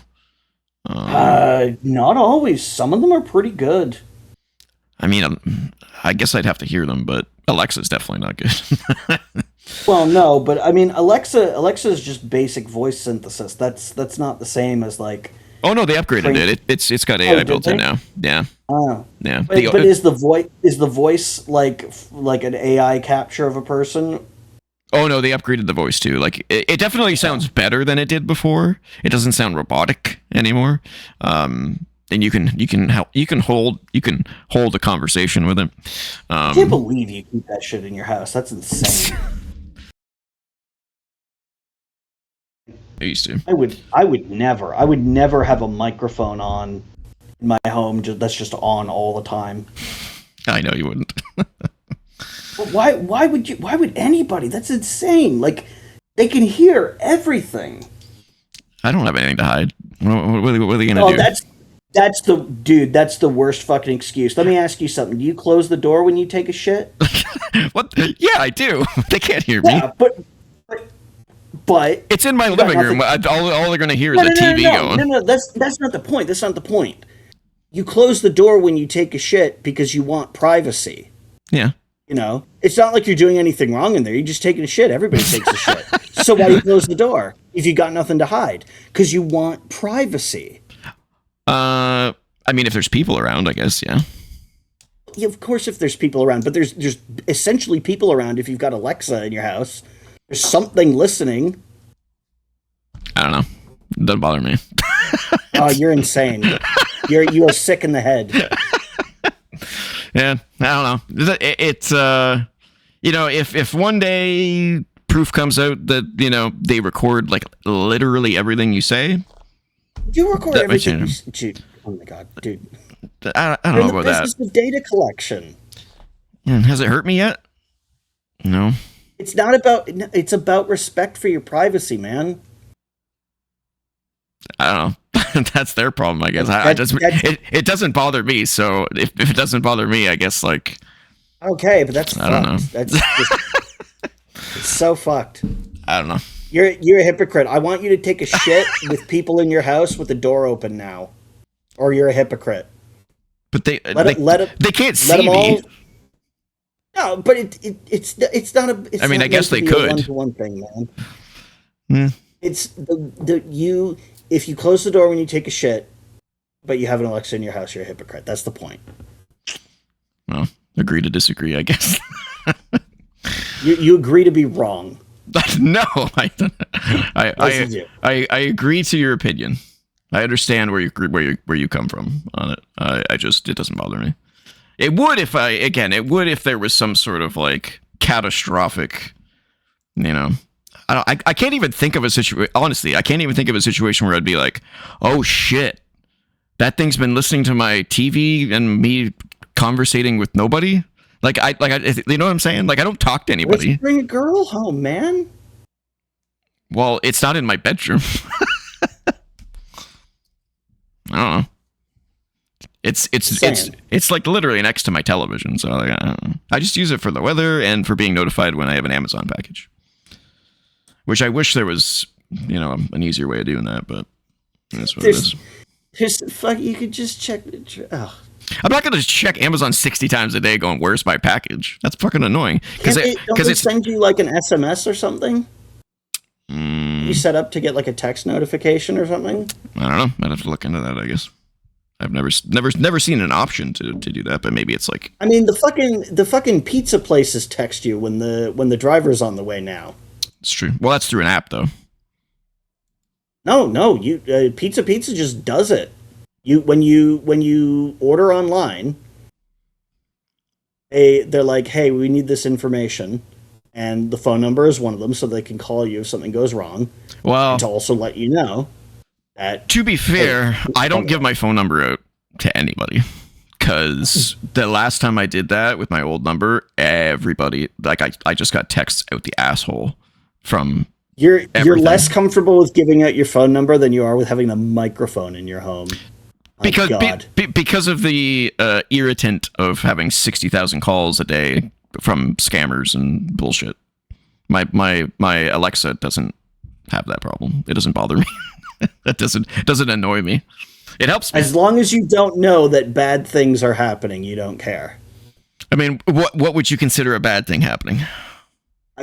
Fucking recording everything that you say in the privacy of your own home. Okay, but what give me an example of something in my living room that you think I would be like outraged that they heard.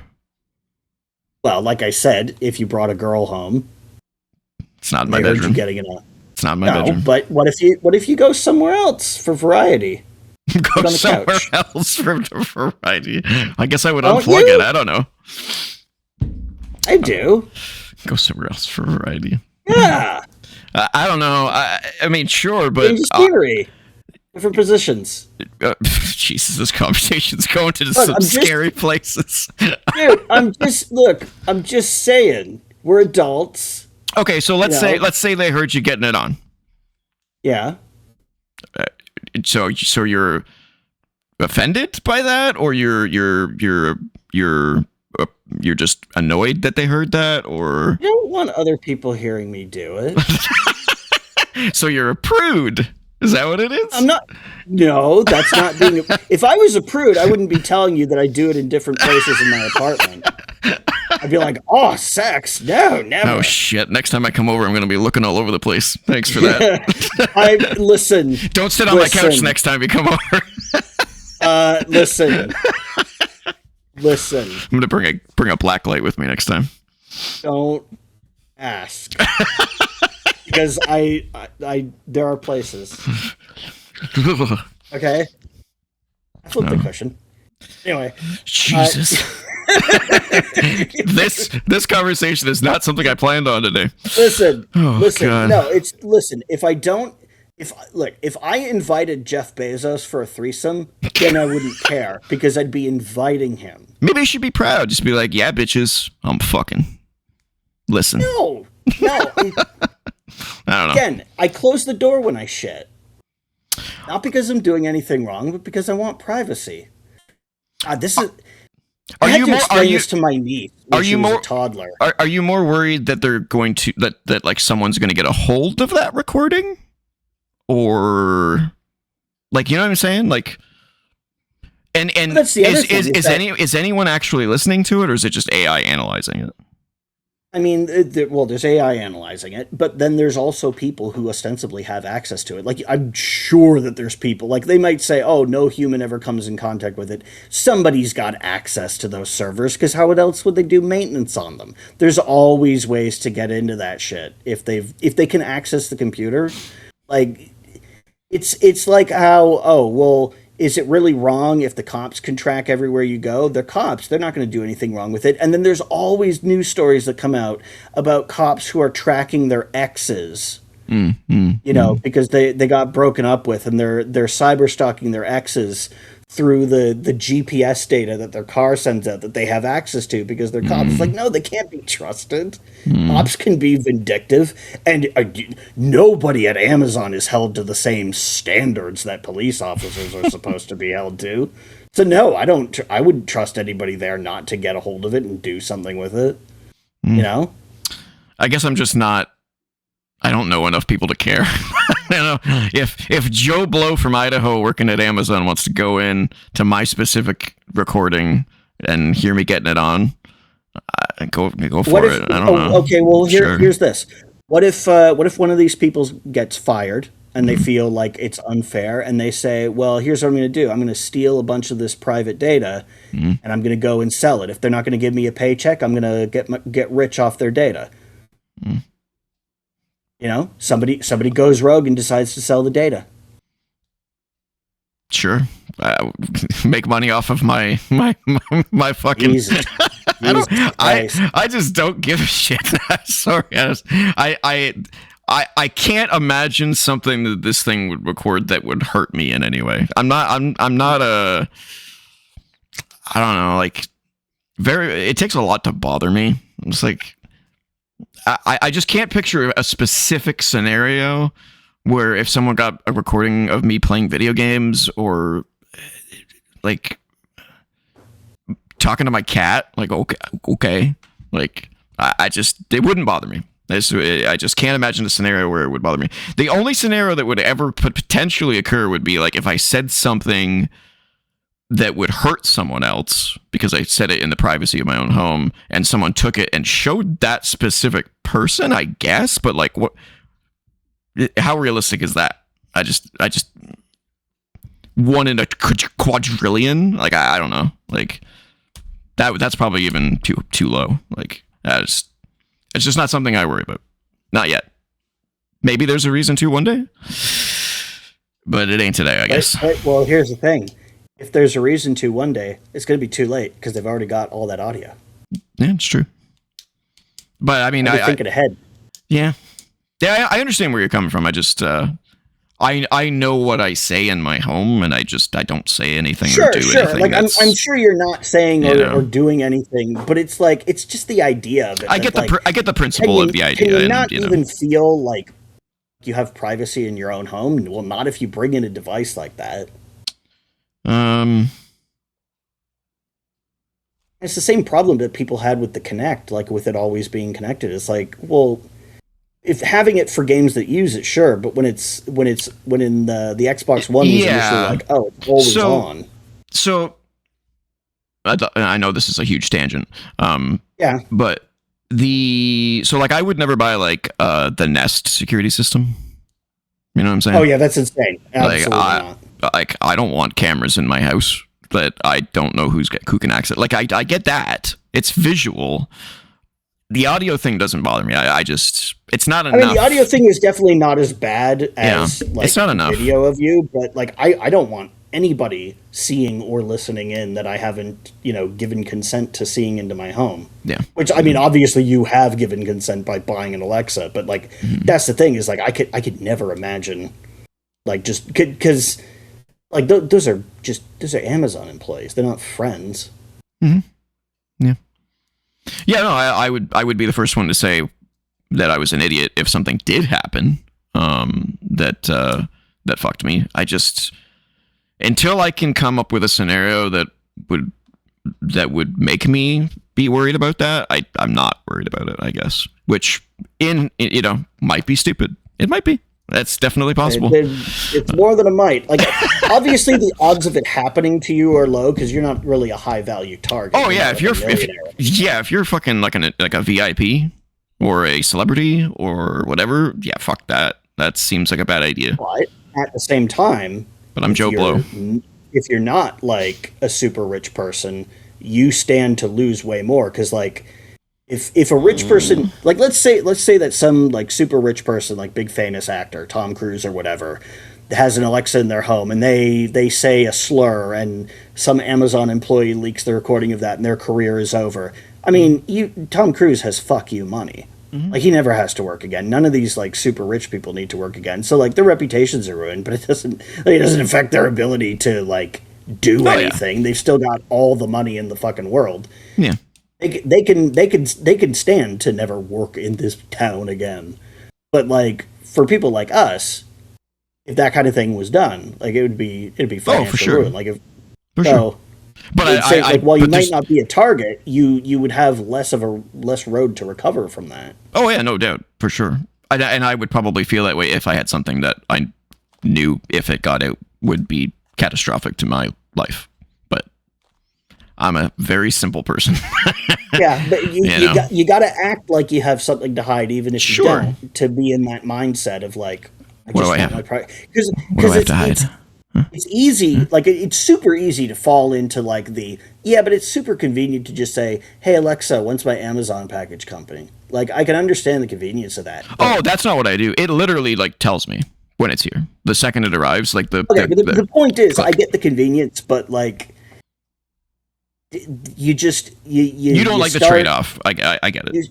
You start creeping into like, I'll give up that privacy. Yeah, I'll give up that privacy. I'll give up that privacy. And then it's like, well, what privacy do you have anymore? Visual, still. I won't compromise on that. I agree with you on that. I don't want a camera in my house. Fuck off. Well, besides this one. But this one I have a clip on. I can just close it. But audio... If I was like a closet racist, or like a bigot of some kind, I'd probably be really scared, but I'm not. So I'm not a criminal. I don't do drug deals. There's nothing. The worst thing someone's gonna think like you've got something to hide, because otherwise it's way too easy to say, I'll compromise on that. Yeah, no, I get it. I guess I'm just confident in me not having anything to worry about. All right, let's move on. So congratulations to Joshua Kane, who got his account back. That's nice. It's good for him. Hopefully it wakes up Microsoft and the government to fix these holes in their customer service and their security and in their digital ecosystem, because obviously it needs some reform. All right. Staying in the Xbox world. Oh, God, do we really have to? Yeah, we do. It's not terrible news, but it's interesting. Halo Studios has suffered a cancellation. They had a brand... What? Yeah, hold off, though. It's not as bad as you think it is. A brand new Halo game, multiplayer only, has been scrapped, according to sources. A popular Halo YouTuber known as Rebs Games has reported that a new multiplayer project set in the beloved sci-fi universe was recently canceled. This report was also backed up by Windows Central's Jez Corden, who stated that the news was 100% true. The new game was codenamed Ecker and was being worked on by Certain Affinity, a studio that has done a lot of support work on previous Halo and Call of Duty titles. Certain Affinity's done all sorts of stuff. Yeah. The game's origins began in a totally different project known as Tatanka, which was a Battle Royale-esque Halo game. However, that was scrapped in favor of Ecker, which was described as a super big team battle idea. Whatever the fuck that means. Probably more like Overwatch. That was a mode, that was a playlist in or a matchmaking mode in Halo 2 where it was like giant capture the flag matches, like not like 4v4 or it was like 12v12 kind of a thing. Yeah, 12v12, like basically the max number of players you could fit into a game on the big maps. Gotcha. For CTF and stuff, and it was all team-based stuff. That was my favorite. That was my favorite setting for Halo 2 multiplayer, and I always hated that they got rid of that for the other games. I mean, there's other ways to find like team games, but I liked playing like the big, like max player capture the flag matches. Off topic again, but Call of Duty Warzone 3. No, fucking Call of Duty Modern Warfare 3. The new Modern Warfare 3. Modern Warfare 3 too. Yeah, whatever you want to. It's so stupid. What a terrible idea to do that. Yeah. It's free on PlayStation Plus, so I was checking it out and just going through like the suite, the multiplayer suite, because me and my buddy would typically play Call of Duty's multiplayer suite just against bots, because playing against players is fucking just a nightmare. Oh yeah, it's insane. And the one thing that really pisses me off about Call of Duty is how they don't seem to have it locked down in terms of like the modes and options in Call of Duty multiplayer, which you think would be fucking like standard by now. But I swear to God, every single game that I play has something that none of the others do, but is also missing something. Yeah, it's like they pick and choose. It's like, what is this going to have doing? This? Is it going to? Yeah. So I was playing this one, and in the Call of Duty game we were just playing before this, which was I think World War II. When you did like, because we would do private matches where you could customize like everything, right? So you customize it to your liking, and so in that game we could customize the kill streaks that could be used, because some kill streaks are bullshit, right? So like you don't want the nuke, you don't want tactical nukes coming in after like 15 kills or something. Yeah, because then it just ends the game, and it's like, well, that's not fucking fun, right? So you could cancel that. Clearly the guy who got a 15 kill streak doesn't need the nuke. He's already the war crime. Yeah, I think in Modern Warfare 3 it's 30 kills. Yeah, I don't actually know how many. But it's a big number. And I booted up Modern Warfare 3. It doesn't have that option. There is no kill streak customization for private matches. And I'm like, it was just in the game I was just playing. Why isn't it in here? And then I went into like the game modes and stuff, and there used to be a game mode that was like, did you ever play Soldier of Fortune 2 with me? Like once a long time ago. I played it at your place. Like I jumped in on a match. Okay, so yeah, it was like a standard 6v6, we'll say, round-based gameplay where everyone got one life, and Counter-Strike, basically. Yeah, and when it was last team standing won the round, and it was like first to win 5 rounds wins, that kind of thing, right? Yeah. It's not even in this game, but it was in previous ones. Yeah. And I'm like, what is happening? Why? There's literally no reason. It's the same fucking engine over and over and over again. It's just different. Like, that's how they pump these games out 18 months, is because it's like the entire same code base and stuff. But yet things are missing. Yeah.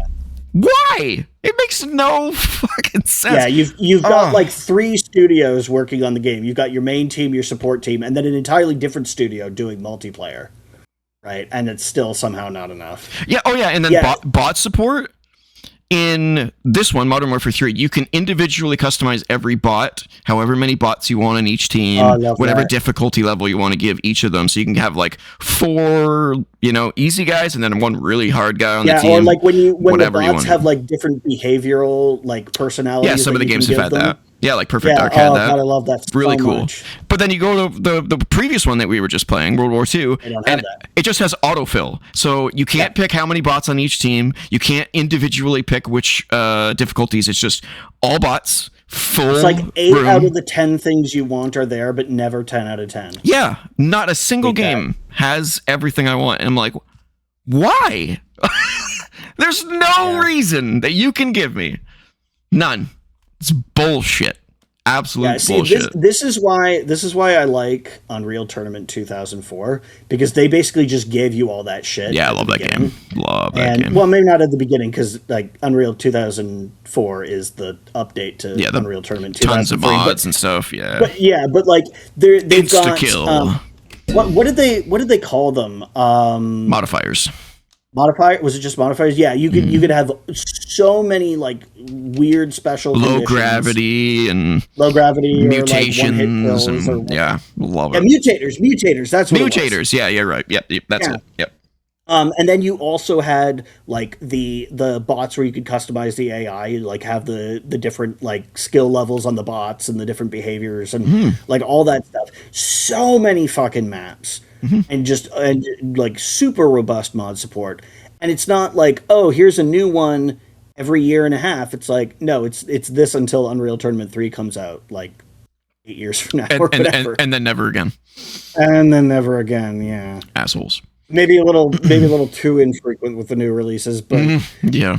But like that, this is why I like can't like just get into Call of Duty, because it's like, oh yeah, if I don't play this day one, then by the time I get into it, everybody's going to be super cracked at the game, And I mean, that's also any multiplayer game, to be honest with you. but it's also going to be replaced in 6 months anyway.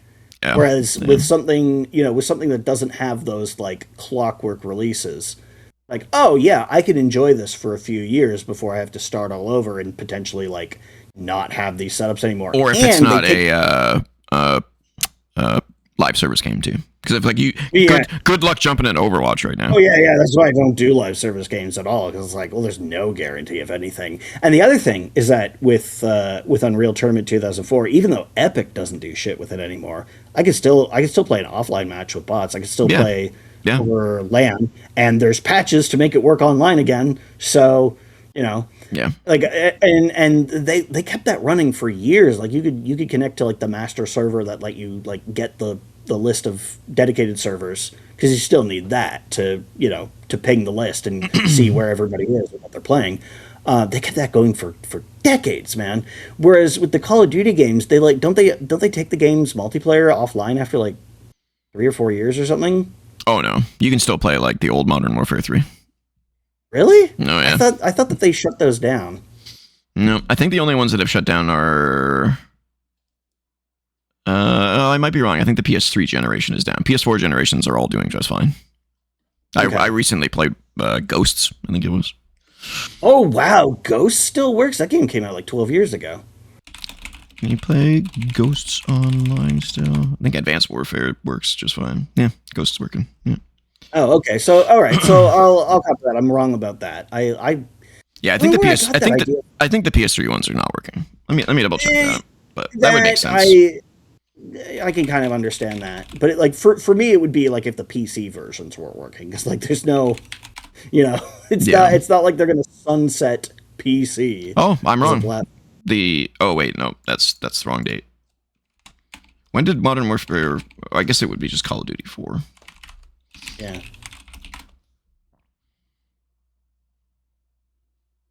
Oh wow, no, those are still working too. Wow. Those are okay. All right. My apologies. Oh wait, the PS3 version has been shut down for some reason. Okay, probably not enough players. Still works? Yeah, 360 version. I doubt that a lot of people are still playing on 360. Like that's whatever community for that game is left is probably playing on PC. But hey, if it's still running, it is still working. Yeah, PS3 is the only one that closed. My mistake then. I apologize. A rare apology to Activision. Yeah. Sorry, guys. It's just I'm usually right when I assume the worst about you. There's a backhanded compliment if I've ever given one. But yeah, man, I hate the inconsistency. It drives me fucking crazy. I was just gonna say the fucking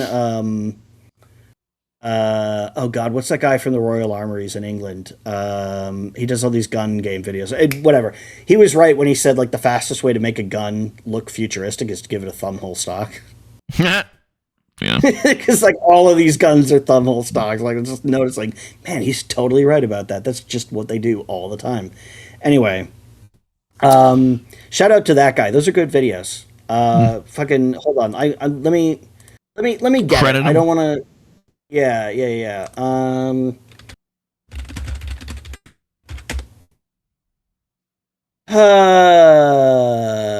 Jonathan Ferguson.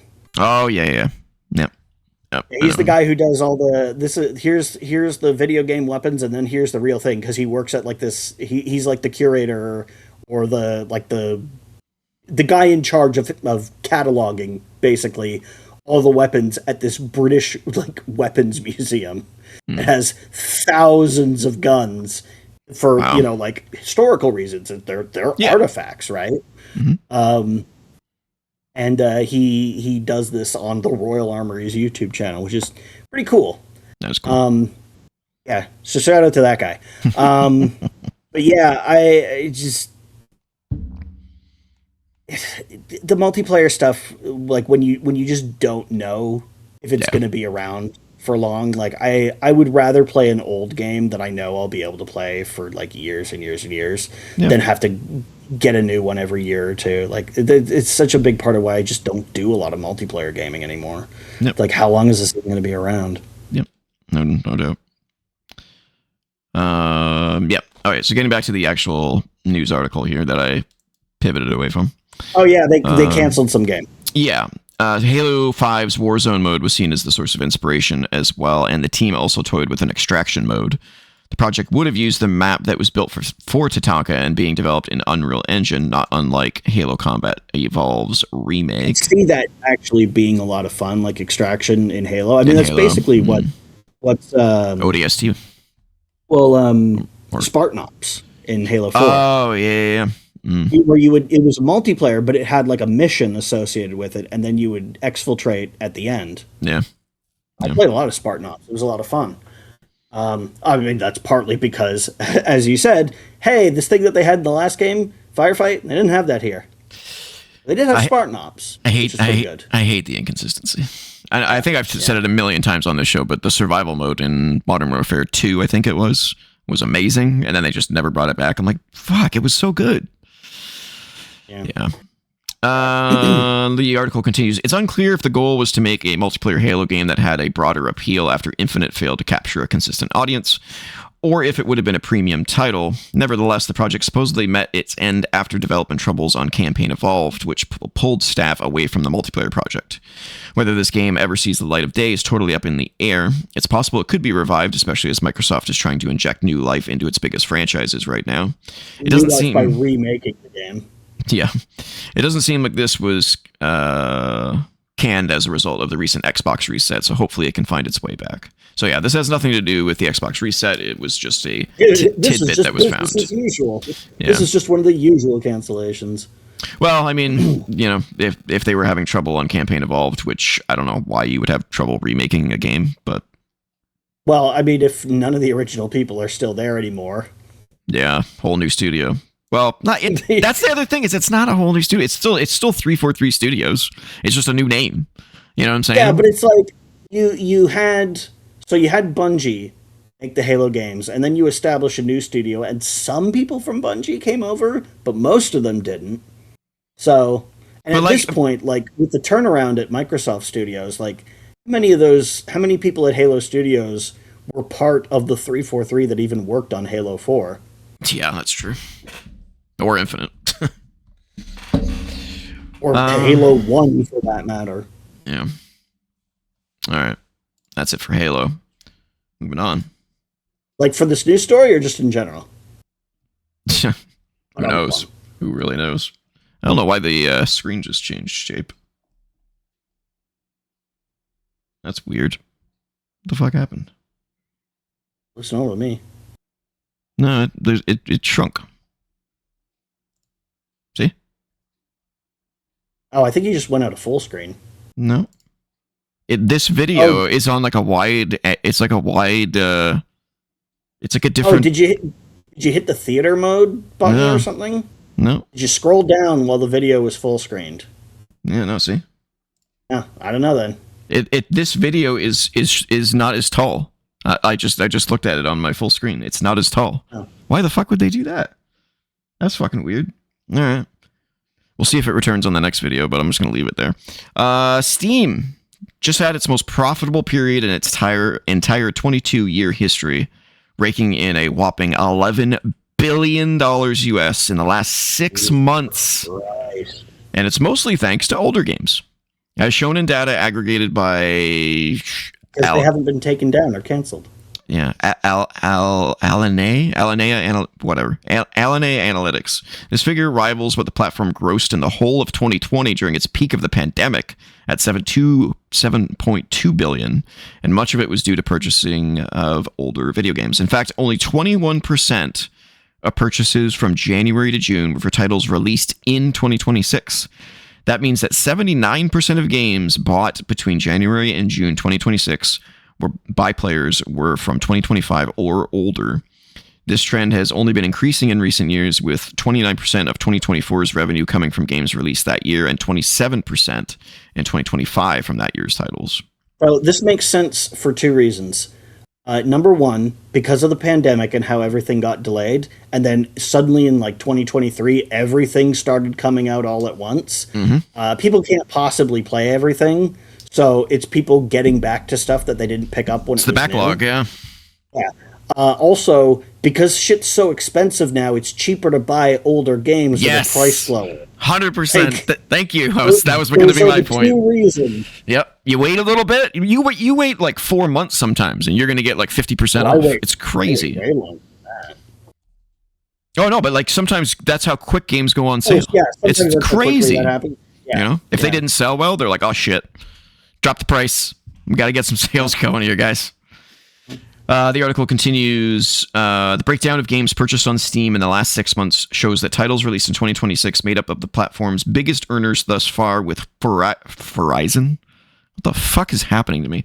Forza Horizon 6, Resident Evil Requiem, and Crimson Desert taking the top 3 spots, earning 197 million, 194 million, and 190 million respectively. While these are the most Crimson Desert's killing it, man. While these are the most purchased games on Steam in 2026, it seems a bevy of releases from years past are making up the bulk of its revenue right now. Several trends are to thank for the explosive 6-month period. A surge of new users in Asia, specifically China, new games selling for higher prices, co-op titles like Mecha Chameleon going viral. Yeah, that's the new hotness thing. The new hotness right now. Yeah. Like the little game that just pops off, and wasn't it made by like one dude in like a week, something like that? I don't know. I can't remember.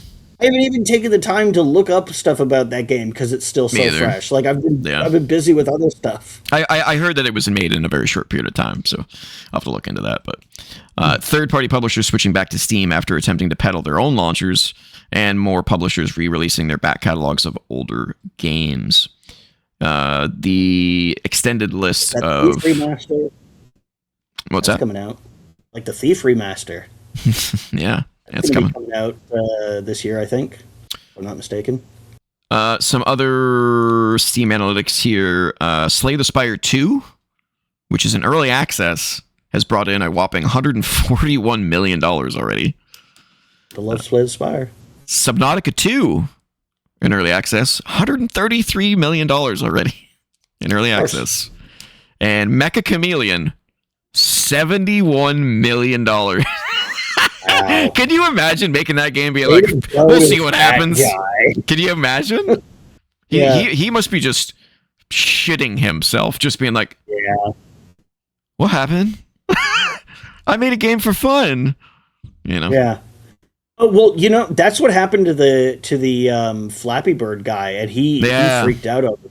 Like he couldn't handle the sudden, like, which by the way is totally, like, I'm not shitting on the guy. Like, I can understand like freaking out, like suddenly your game is like the most downloaded mobile game on the App Store. I'd be very happy. Like 100, yeah, very happy, but like I can understand, like, suddenly all eyes are on you and the pressure is huge. Like, why? The game's already out. Just give me the money. You know what I mean? What do you want? What do you want? A sequel? Flappy Bird 2? Yeah. I don't know. Like that's just the kind of stress that breaks some people. So. Yeah, it's true. Yeah. It's like all of a sudden you have something. All of a sudden you can have everything you've ever wanted. Yeah. It's scary for some people. For me, it would be like, I know what I'm doing. I got ideas. Yeah, now you're suddenly going to regret having the Alexa in your house. Because now you can do all the things you wanted to. Yeah, now I just get rid of it. What do I need Alexa for? I'll send someone out to buy my shit. You don't want Alexa to hear the hooker parties. That wasn't a no. It's that white dust over there. Oh, never mind. With the Steam machines release on the horizon, we could be looking at a massively dominant year for the company as more consoles edge towards digital-only releases. So yeah, Steam's killing it.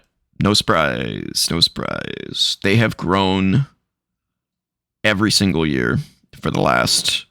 yeah, and just to contextualize this a little bit, Valve was not able to secure priority shipments of any RAM supply, and they just made $11 billion in half a year. So that tells you how fucked the RAM situation is. If a company making that much money that quickly is not considered a priority for RAM manufacturers. Yep. There's a problem. You basically have to be a $1 trillion company to get them to give a shit. Yeah. So congratulations, Gabe, you filthy rich motherfucker. Guy who already owns a yacht. Yeah, a super yacht. Yeah. All right. What do you even do with a yacht? Like, as a person? Like, I can understand, like, a company owning a yacht. Like, if you're a cruise line or something. I mean, you don't have to go on a cruise. You just go. You're just like, all right, I'm going on a cruise in my own private boat with my family and my friends. It's so huge. Yeah. Are you ever going to go? You ever going to go? No, she's never said that. Are you really going to go everywhere on that boat? Like, how could you? They probably just go up and down the coast, you know? It's like turning a skyscraper on its side. Yeah, it really is, man. Yeah. It's just, it's more room than a person needs. It just seems insane to me. All right, next up, GameStop CEO Ryan Cohen has sparked a fiery debate in the gaming community after remarking that sales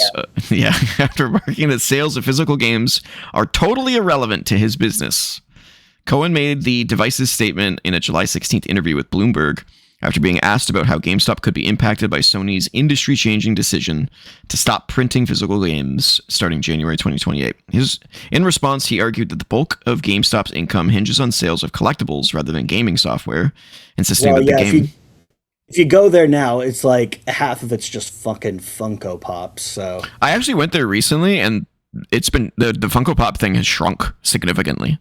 So the Funko Pop craze must be starting to lower a little bit, because they used to have like a whole wall, and now it's like a quarter of the wall.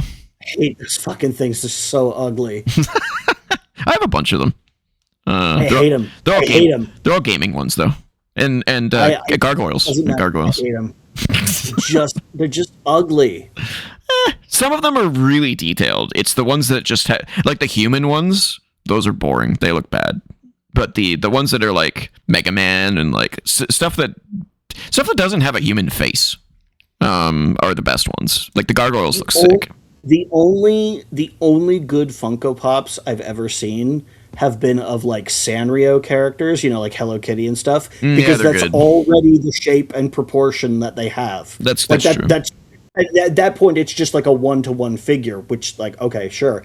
But like when you try to do like, hey, here's Iron Man, the Funko Pop, and you give him those big stupid black eyes, it's like fuck off. I had the Power Rangers, the originals. They looked good because they had their helmets on. They look cool. The other thing that irritates me is that Funko, I don't know if they still do, but they used to make other stuff. They used to make other figurines, and those figurines actually looked kind of good. I don't know if they still do. Let's look into that. Let's see. Where was I in here? Crazy guy talking his crazy talk.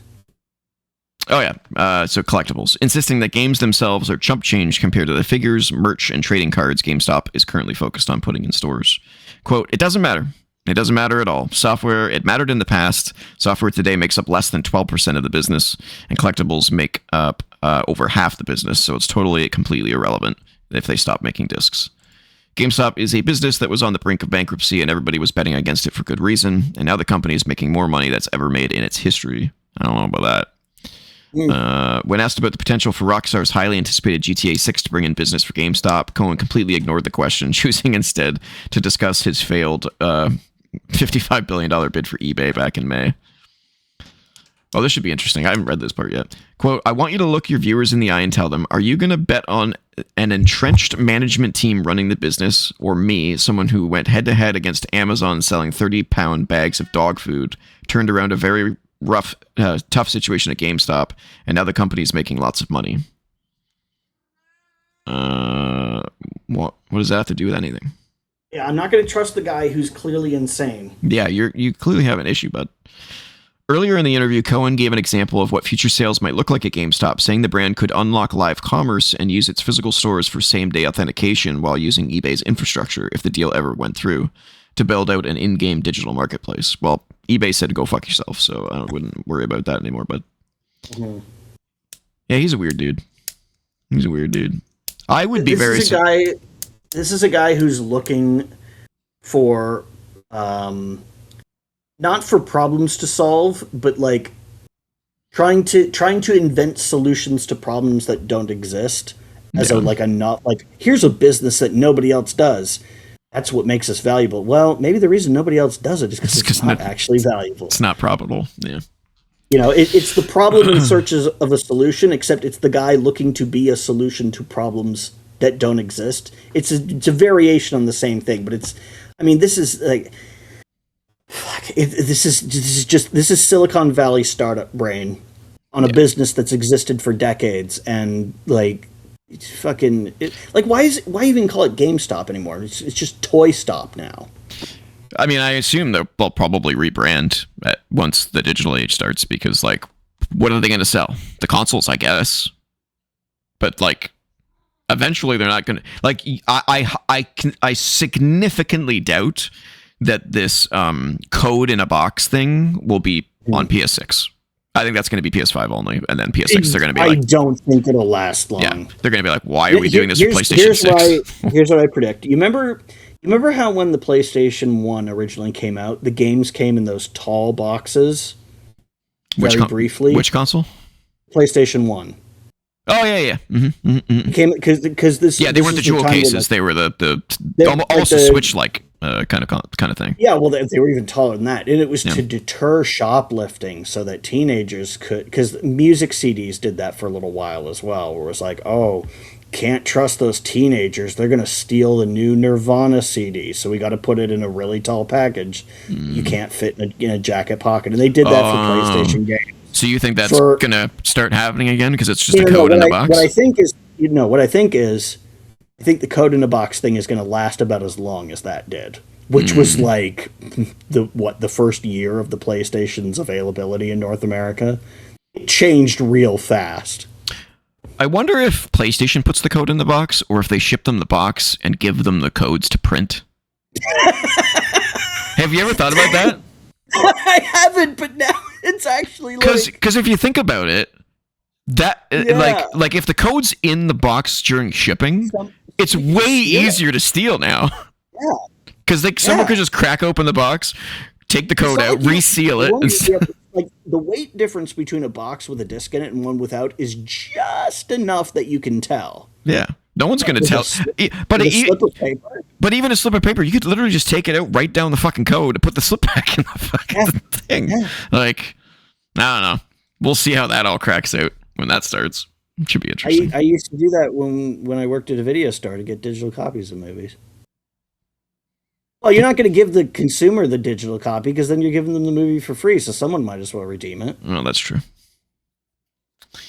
All right. Let's move on from this craziness. Let's go to some other craziness. Marathon game director Joseph Ziegler has announced he's leaving Bungie. The project lead, who has been with the company since December 2022, published a statement regarding his departure on Twitter. He said that as of today... This bodes well for the game. Right. It only launched like 2 months ago, and the director is already peacing out. Yep. He said that as of today's last day overseeing Sony's extraction shooter with assistant game director Del Chaffee III, I think it's his name, fancy. Who will guide the game forward alongside creative director Julia Nardin stepping in as his replacement. He gives some spiel here.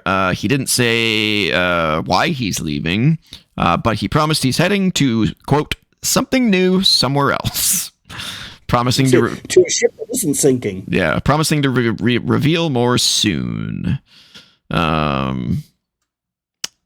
This is a guy who had an exit strategy. He's like, oh no. The rats are getting off the ship, ladies and gentlemen. The rats are getting off the ship. Say goodbye to Bungie. Is the captain getting off the ship, isn't it? Yeah, basically. That's when it's really bad. It's over, guys. If anyone's got hope out there for Bungie, if I was working at Bungie right now and I saw his departure, I'd be like, all right, I'm looking for a new job immediately. It's like that episode of The Simpsons, which I guess you haven't seen, where Bart works at the burlesque house, and his grandfather walks in, puts his hat on the rack, sees that Bart is running the front desk, turns around, picks up his hat, and walks out the door. He's like, peace, I'm leaving.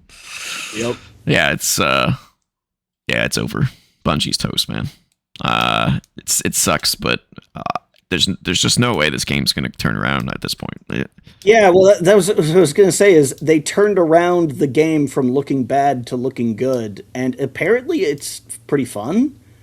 But I mean, it's also, I gave my thoughts on it on the show, and it's a live service extraction shooter in a market that's already got plenty of those. Like, yeah, it doesn't really matter how good it is at this point. It's honestly, yeah. So yeah, just made a single player marathon game. That's I think R.I.P. Marathon, R.I.P. Destiny. I think it's over.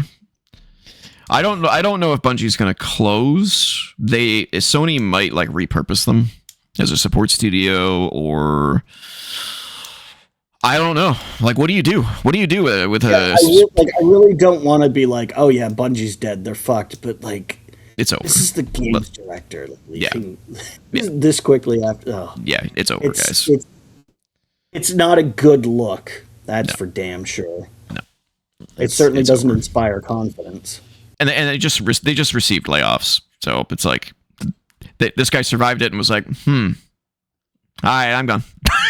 Like, it sounds like he already has something else lined up, which is that's the really damning thing. Is that it's like he knew this ahead of time. He was making plans. This is not like a sudden thing. This guy was planning it. Yeah, it's over. Very curious to see what happens to this company because they have a legendary pedigree, but they also have a legendary pedigree of problems and bad decisions and bad leadership. So I don't know. Yeah, and being owned by Sony certainly isn't doing them any favors. No, it's not. I mean, it gave them life beyond. I mean, it gave them life. They were going to die a long time ago, and then Sony scooped them up. Foolishly, thinking that they were going to recoup their losses, I guess, and that's make the next Halo. So, yeah, right, but that's not happening. All right, we're almost through it. Got 3 left here. We're back at Xbox, but not really. This is about Compulsion Games.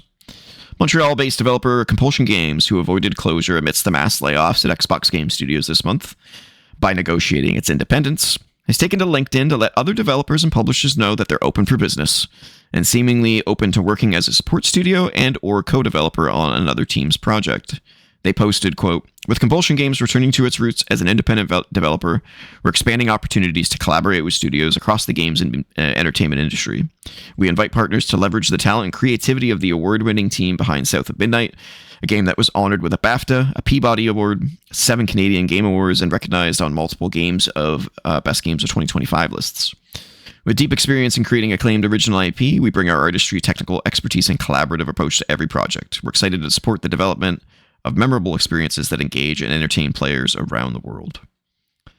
Yeah, so I can tell you this. If I was looking for somebody to farm work out to and I wanted like really strong artistic chops, I would take them up on this offer. Yeah. This also tells me that I don't want to say that they don't have a project in the works. It seems unlikely, though.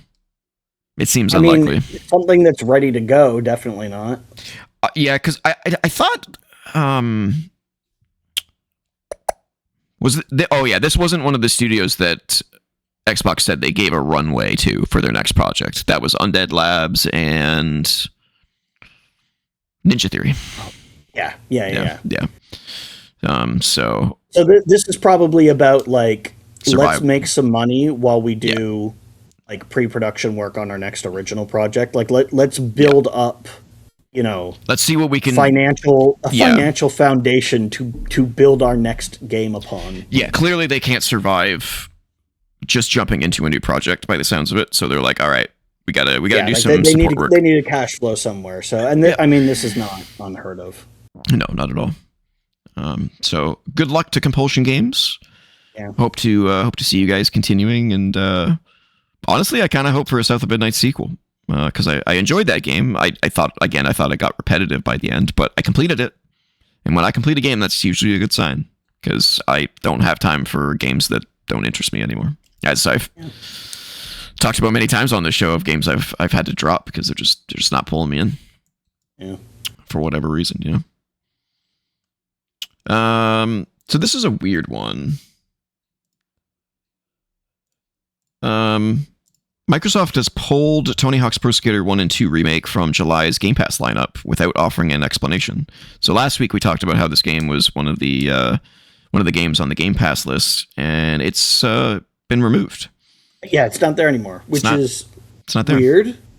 An Xbox spokesperson did clarify to IGN, quote, "We're continuing to work through the necessary licensing approvals for Tony Hawk's Pro Skater 1 and 2. We'll share an update once we have one." So I was going to say, I wonder if this is some kind of licensing thing, and because this game is chock full of people's likenesses and licensed music. But so I guess the licenses have to approve it being on Game Pass, I guess. Because they've already approved it to be in the game.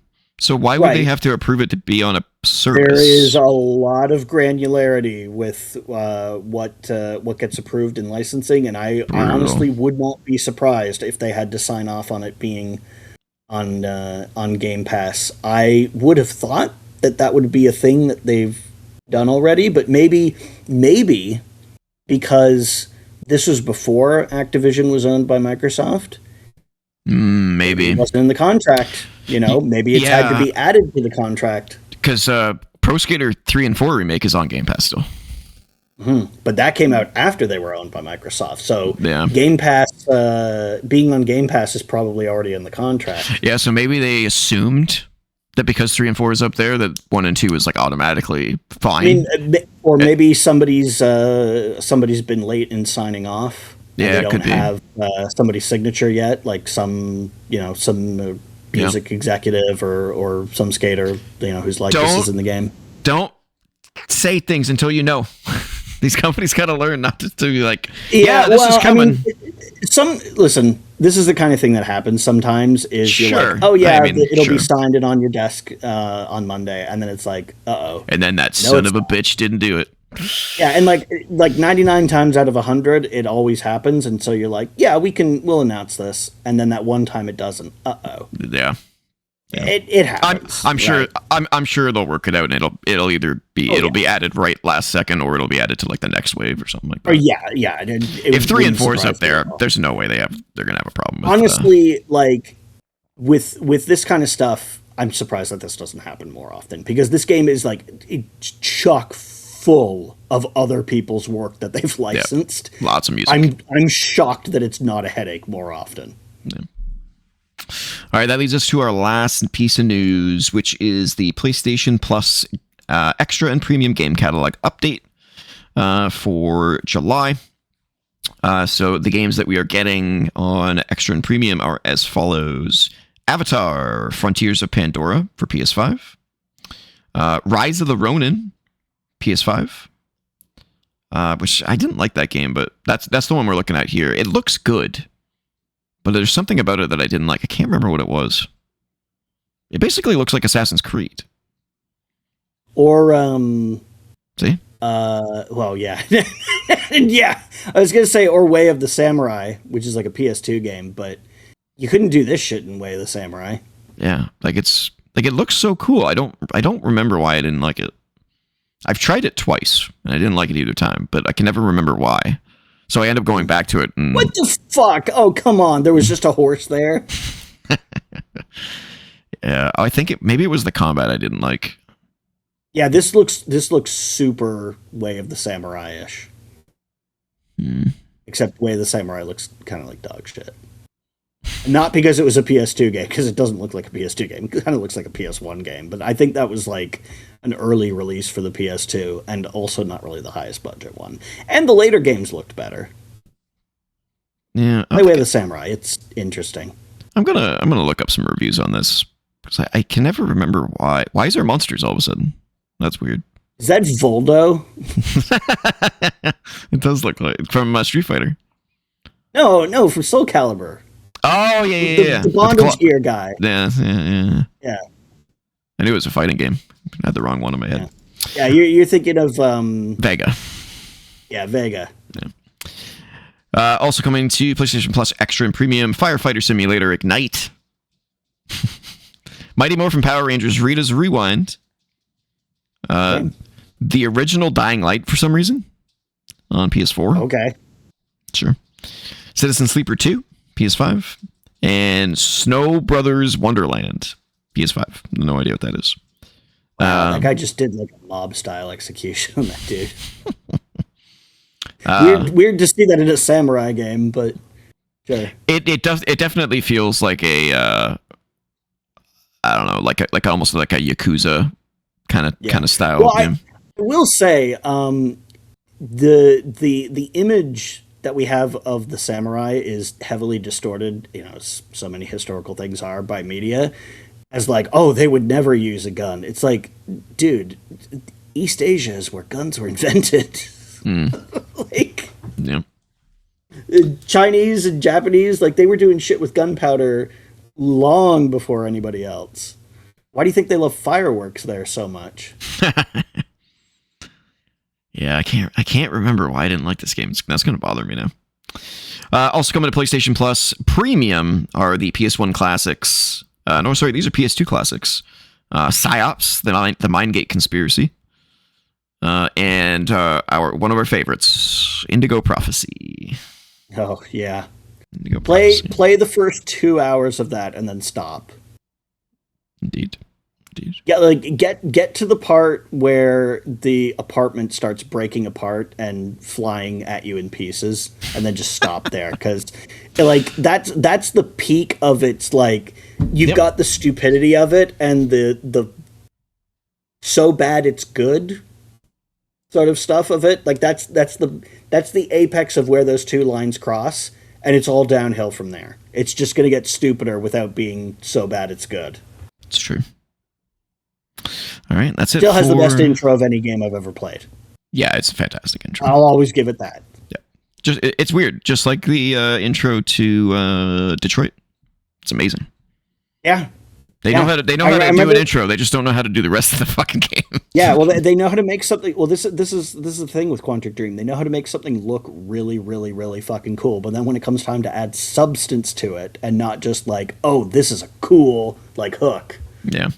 They need to be like, they need to make the openings to people's games and then have someone else handle the bulk of the game, because then it's like, there you go. It's true. Yeah, I remember not just the intro to Detroit, but like that first concept trailer. Yeah, with one of the cars being assembled. Mm-hmm. Holy shit! Everybody, including myself, was like, "Is Quantic Dream good now?" Nope. I'm suspicious, but I'm not immediately writing this off as garbage. This kind of looks compelling. And then there was the thing with what's his name? What's the android called? Cole Carter. Well, I mean, they're all androids. You're talking about the cop? The cop one, yeah. Whatever. I'm the android from Cyberlife, right? That guy, when they negotiating with the one that's holding the kid hostage. Oh, that shit was hot. Connor, there you go. That was so good. That's the scene I was talking about. It was amazing. Yeah. Yeah, it's super, super good. Yeah. And then it just falls apart after that. Yeah. It kind of falls. The fucking God. Oh, the little girl is an android, but you just never saw it. Fuck off. All right, ladies and gentlemen, that leads us to, I believe, let's screenshots go. Look at that beautiful intro from one Andrew. Those are all screenshots from my Steam library. They are. And yes, that rifle may look slightly familiar, but I guarantee I did not pull it from GoldenEye. Still looks great. I modeled that shit myself while looking at a screenshot from GoldenEye. Indeed. Anyway, looks great. All right, where's the screenshot from? I have no idea. It looks like a dungeon of some kind, 3D, PS2. Kind of ruined, maybe. On PS2, come on, the lighting's way better than that. Could be fake. Could be fake. Maybe PS3 at most, I would say. I don't know, maybe it's like the ruins in Resident Evil 5. Probably not green enough for that, but... Ooh, 92% though. Oh! This looks familiar. Is this Demon Souls? Demon Souls? Yeah, like the PS3 version of it. Wow. Yeah, yeah, I know that staircase. Never I know would have that got that. staircase. That's crazy. Yeah, and this is the PS3 version of it. Yeah, definitely. Wow, good call. Damn. Yeah, well, I mean, I've died and had to go up that staircase a lot of times. So, this is like, is this like a top-down view? It Is looks this like a somebody city builder. falling? No, Yeah, I think it might be Foundation. I've played that a lot, and this right. kind of gives me that vibe. I'd be surprised if it was in the list, though. Oh, it is. Oh No. no, Okay, this looks really modern. No, is this Val? no, definitely not. Valheim's got a very unique look. I would be able to tell it a mile away. This looks very realistic. This might be. Oh, it says not rated. So it's probably an early access game. It could be. It could not Enshrouded. Maybe it's that Third Forest game. No, that one's in a sci-fi setting. Oh. Yeah, it's like a crashed alien planet. Oh, really? Yeah, they're going way off the cuff on that one. Oh, okay. Shit. I think I know this one, but it's not coming to me. It's a survival crafting game, kind of like Medieval Dynasty, but it's not Medieval Dynasty though. Let me see more. Never mind. It's a city builder. It is a city builder. Oh, is this Crusader Kings? I don't think it's a city builder. I think isn't it like a 6 or 4 like a I don't know. Never played it. No. Yeah, it's a real-time city builder. It's probably an early access one, so I'm trying to think of early access. Yeah, it's definitely early access. Look at this. Look at that. Look at that. Yeah. Good call. Yeah. I know it looks really familiar, but I can't think of any early access ones at the moment. Let's see if I can get some more info here. I found an object in Fallout 4 that had a tag like that. When I like moused over it, it was like, I love seeing that shit. That's the file name. That's not the resource name. That's the file name. Burgage plot. Family members join one of the settlements. Yeah, I think I'm gonna know this one. I follow a lot of city builders because I love city builders. I don't think I'm gonna get this though. This is like clearly some kind of medieval-ish or Viking-ish city builder. Maybe it's Banished 2. Developer Slavic Magic. Yeah, okay. I could tell that. This game has like Eastern Europe development like all over it. Yeah, I'm not gonna get it. I'm probably gonna know the name of it when I see it, but I'm not gonna be able to remember what it is. Just so many of these. Give up. Yeah, I have no idea. Manor Lords. Yeah, I've heard of that one. Banner Lords. Manor. I've never even heard of that. Yeah, Manor Lords. Heard of Banner Lords, but that's a totally different thing. Yeah. Ooh. Oh. Oh, this looks like an N64 game. Is this Shadow Man? If you get it off of that, fuck you. No, it's not. Oh, it is in the list. Okay, good. 85% though. Ooh. Definitely an N64 game. Well, now I'm looking at it, I'm thinking more like original Xbox. Oh, I wonder if it's The Suffering. Oh, wait, was The Suffering original Xbox or is that 360?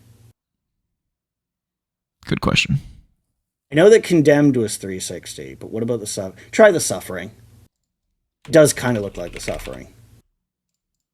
No. PS2 Xbox.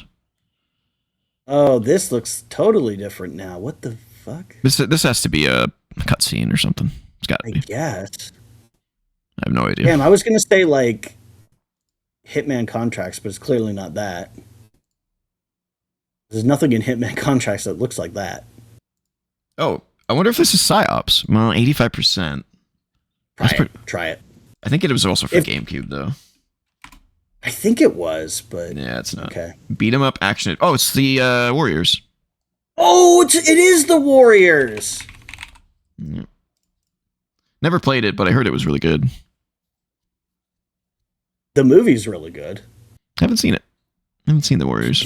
You should see the movie. The Warriors is really, really good. You should play Mass Effect. Oh, fuck off. Listen, it's way cheaper for you to watch the Warriors than it is for me to play the fucking Mass Effect trilogy. I don't know about that. You can probably get the Legendary Edition for all 3 games for like $20 right now. Oh, that is a pretty good price. I'm gonna go to a limb here and say Hulk Ultimate Destruction. Just because it looks like a comic book game.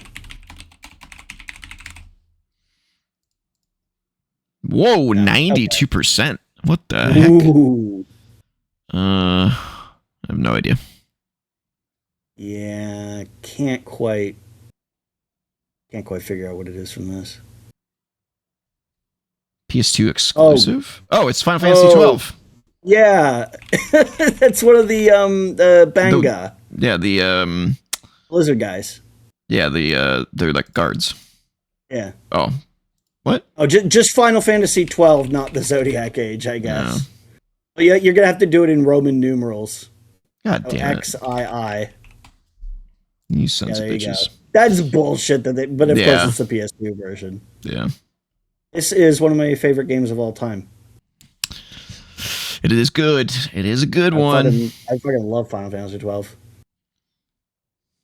If you haven't watched our ranked on Final Fantasy games, go check that out. It's an extra. This also kind of looks... Well, no, this looks more like Condemned. But I don't think it's Condemned. I think it looks better than Condemned. Yeah.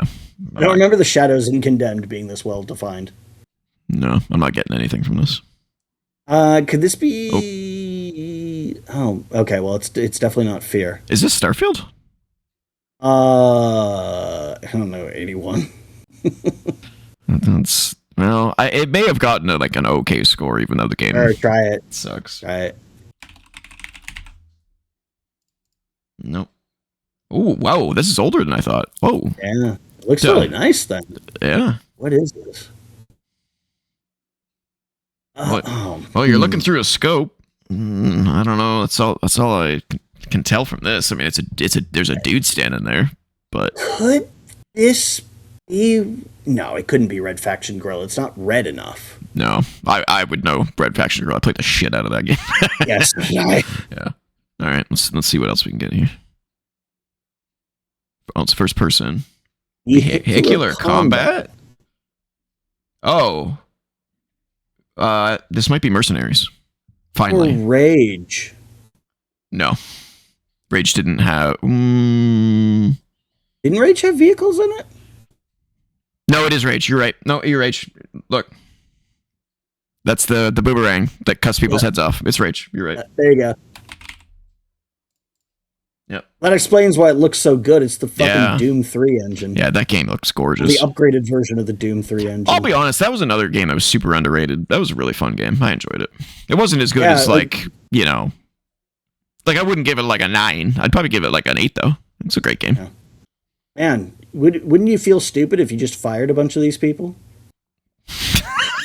Yeah, I would. Who would do that? Well, fuck off.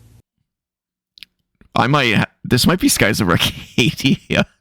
No way. No, there's no way you got that from this. Okay. If I got this. Way. Okay, I didn't. Damn it. Okay, shit. Oh, 85% though. Yeah. Wait, this doesn't look 3D. This looks like a pre-render. It does kind of look pre-rendered. Yeah, I'm not going to get anything from this. I need something better than this. Yeah, I can't get anything. Don't give me your pre-rendered shit. That's still pre-rendered. PS4 exclusive? Okay, but this does this a lot. It's like there's a high school setting or some kind of setting what looks like a high school student. It could be that Genie game. What the hell was that called? Genie game. Graffiti Genie Graffiti. I've never heard of that before. Oh, fuck. What was it called? Well, try typing it in and see if it comes up. Concrete Genie. Nope. What? What? This game's all over the fucking place. Adventure RTS? That's exclusive to the What? Oh, was that exclusive to PS4? It was like the last something, the last man, the last... was like a zombie game. The last shit. I don't know. The last something. Fuck. Stop naming your games this. But it's poignant. Like The Last Unicorn, or The Last Samurai, or The Last Starfighter. Damn it. It's not in there, whatever it is that I'm thinking of. It was like The Last Running Man or The Last Man. I can't remember. Oh, fuck, it's not. I have no idea what this is. No clue. This looks like a Vanillaware game. It does, yeah. But I don't know of any RTSs that are from them, though. Yeah, but when did they ever make an RTS? It only looks like a Vanillaware game because of this screenshot. Damn it. Yeah, I don't know what this is. Yeah, I don't think we're going to get this. It is Vanillaware. It is Vanillaware. God damn it. Yeah, there's no way I'm getting this. I don't know. Yeah, I don't know. I'm going to have heard of it. I'll be like, oh, that's what that game looks like. 13 Sentinels? Oh, that's what that game looks like. God damn it. Okay. Oh, wow. Is this NES Golf? I was going to say pinball on the NES, but it might be golf. Try golf, and then we'll try pinball. Is it just called Golf? It's just called golf. Nope. Not rated. It's Star Fox 2. Oh, yeah, that would make sense. Just Star Fox, but I think it's Star Fox 2. It's not rated. Oh, okay. Okay, then it is just Star Fox 1. Why wouldn't it? We should have said too old. That's bullshit. Yeah. You fucked us up. You fucked us over on that last one. Sons of bitches. Yeah. Normally you give us the leeway to know why it's not rated. Mm-hmm. Assholes. Right. Whoa. I don't know.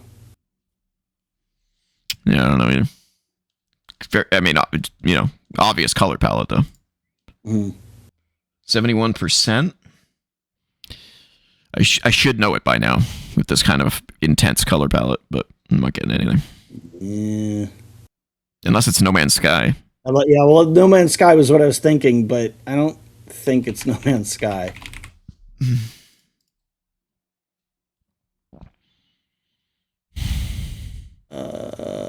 I don't know what this is.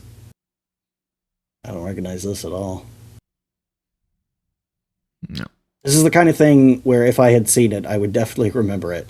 Oh, is this a fucking Astroneer game? Astroneer? Is that what this is? It could be. It's on everything though, but maybe it was exclusive at the time. Yep. Good job. Oh, there we go. Nice.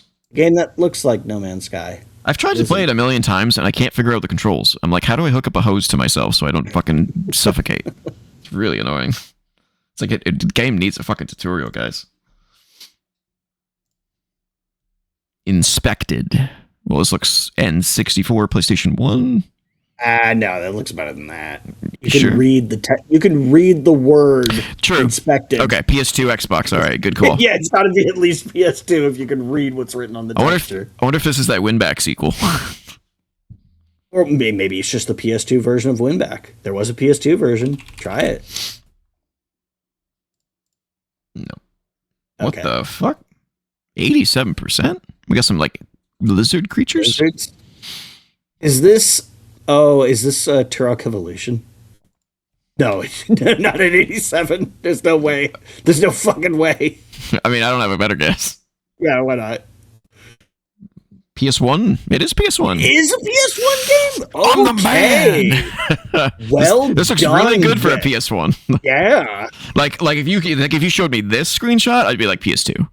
But yeah, this one looks PS2. This is 100% being played on an emulator then, because again, it's crisp. Textures are smooth and not like pixelated. Well, this one might be on the actual system. It's pretty blocky.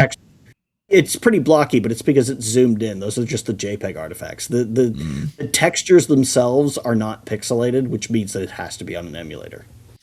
Well, I couldn't tell you what it is either way. Yeah, neither could I. Oh, it's a Spider-Man game. It's either Spider-Man or Spider-Man 2 Enter Electro, which is a good game. Oh, for fuck's sakes.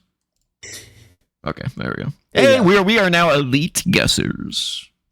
There was an N64 version of this as well. I don't know why they didn't call that out because Be easier.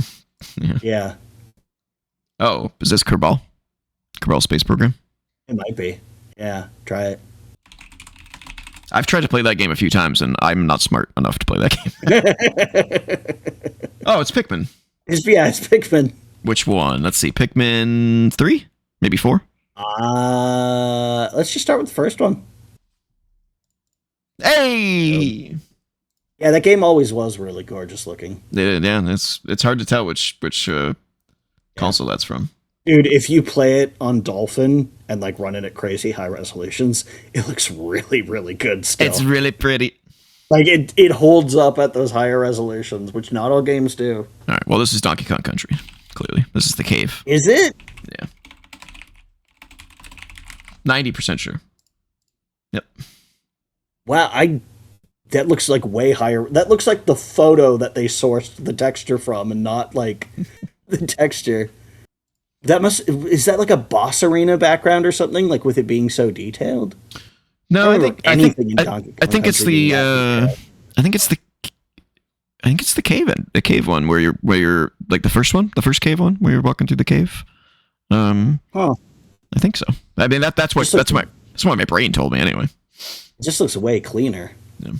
Like I said, it looks like the photo source for a texture rather than the texture. And these are the old ones, so I can't pull up the the image. Yeah. All right, last one. Ooh. Okay. I don't recognize it. I feel like we should get it from this. yeah, that's actually pretty generous as far as first screenshots go. We've got a character, we've got an object. This is more like a first screenshot. Yeah, I think they got the wrong order here. I got nothing. Maybe. I don't know what this is. Whoa, look at the plethora of consoles. It is on absolutely everything, and apparently pretty recently as well. Yeah, I have no idea. Got nothing. Oh. This looks like Crossy Road, but it's not. Yeah, Crossy Road or like it's almost got like a 3D Fez kind of look to it. It's weird. Yeah. I don't know what it is though. Oh. No. What are you thinking? That Donut Country game with the hole. Oh, yeah, but it doesn't have blocky graphics like this. Like, it doesn't go for that art style. Yeah. It's like Minecraft Dungeons or something. I don't think so. I have nothing better though. Yeah, I don't know.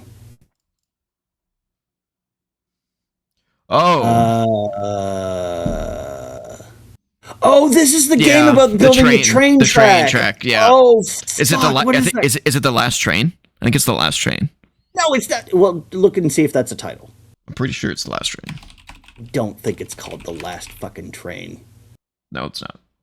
It is train in the title though, but that's gonna bring up like 100,000 fucking. Fuck. Well, type in train. Type in train. Well, let's see. Train Simulator Real, no.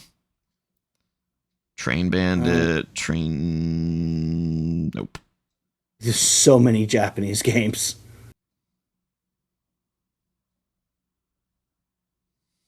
Maybe it doesn't have train in the title.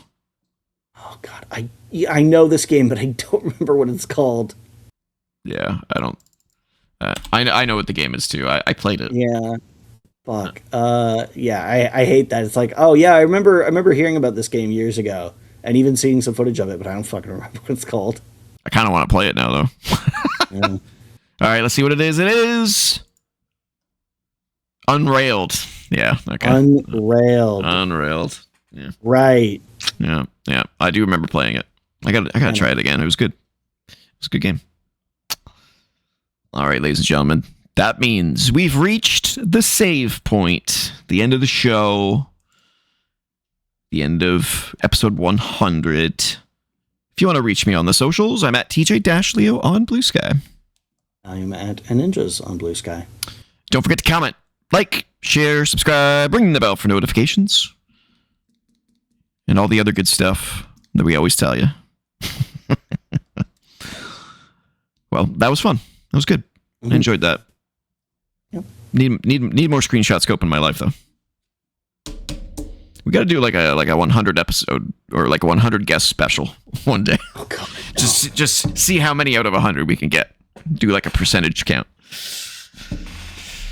But until then, get back to gaming. Gaming and don't lay anybody off.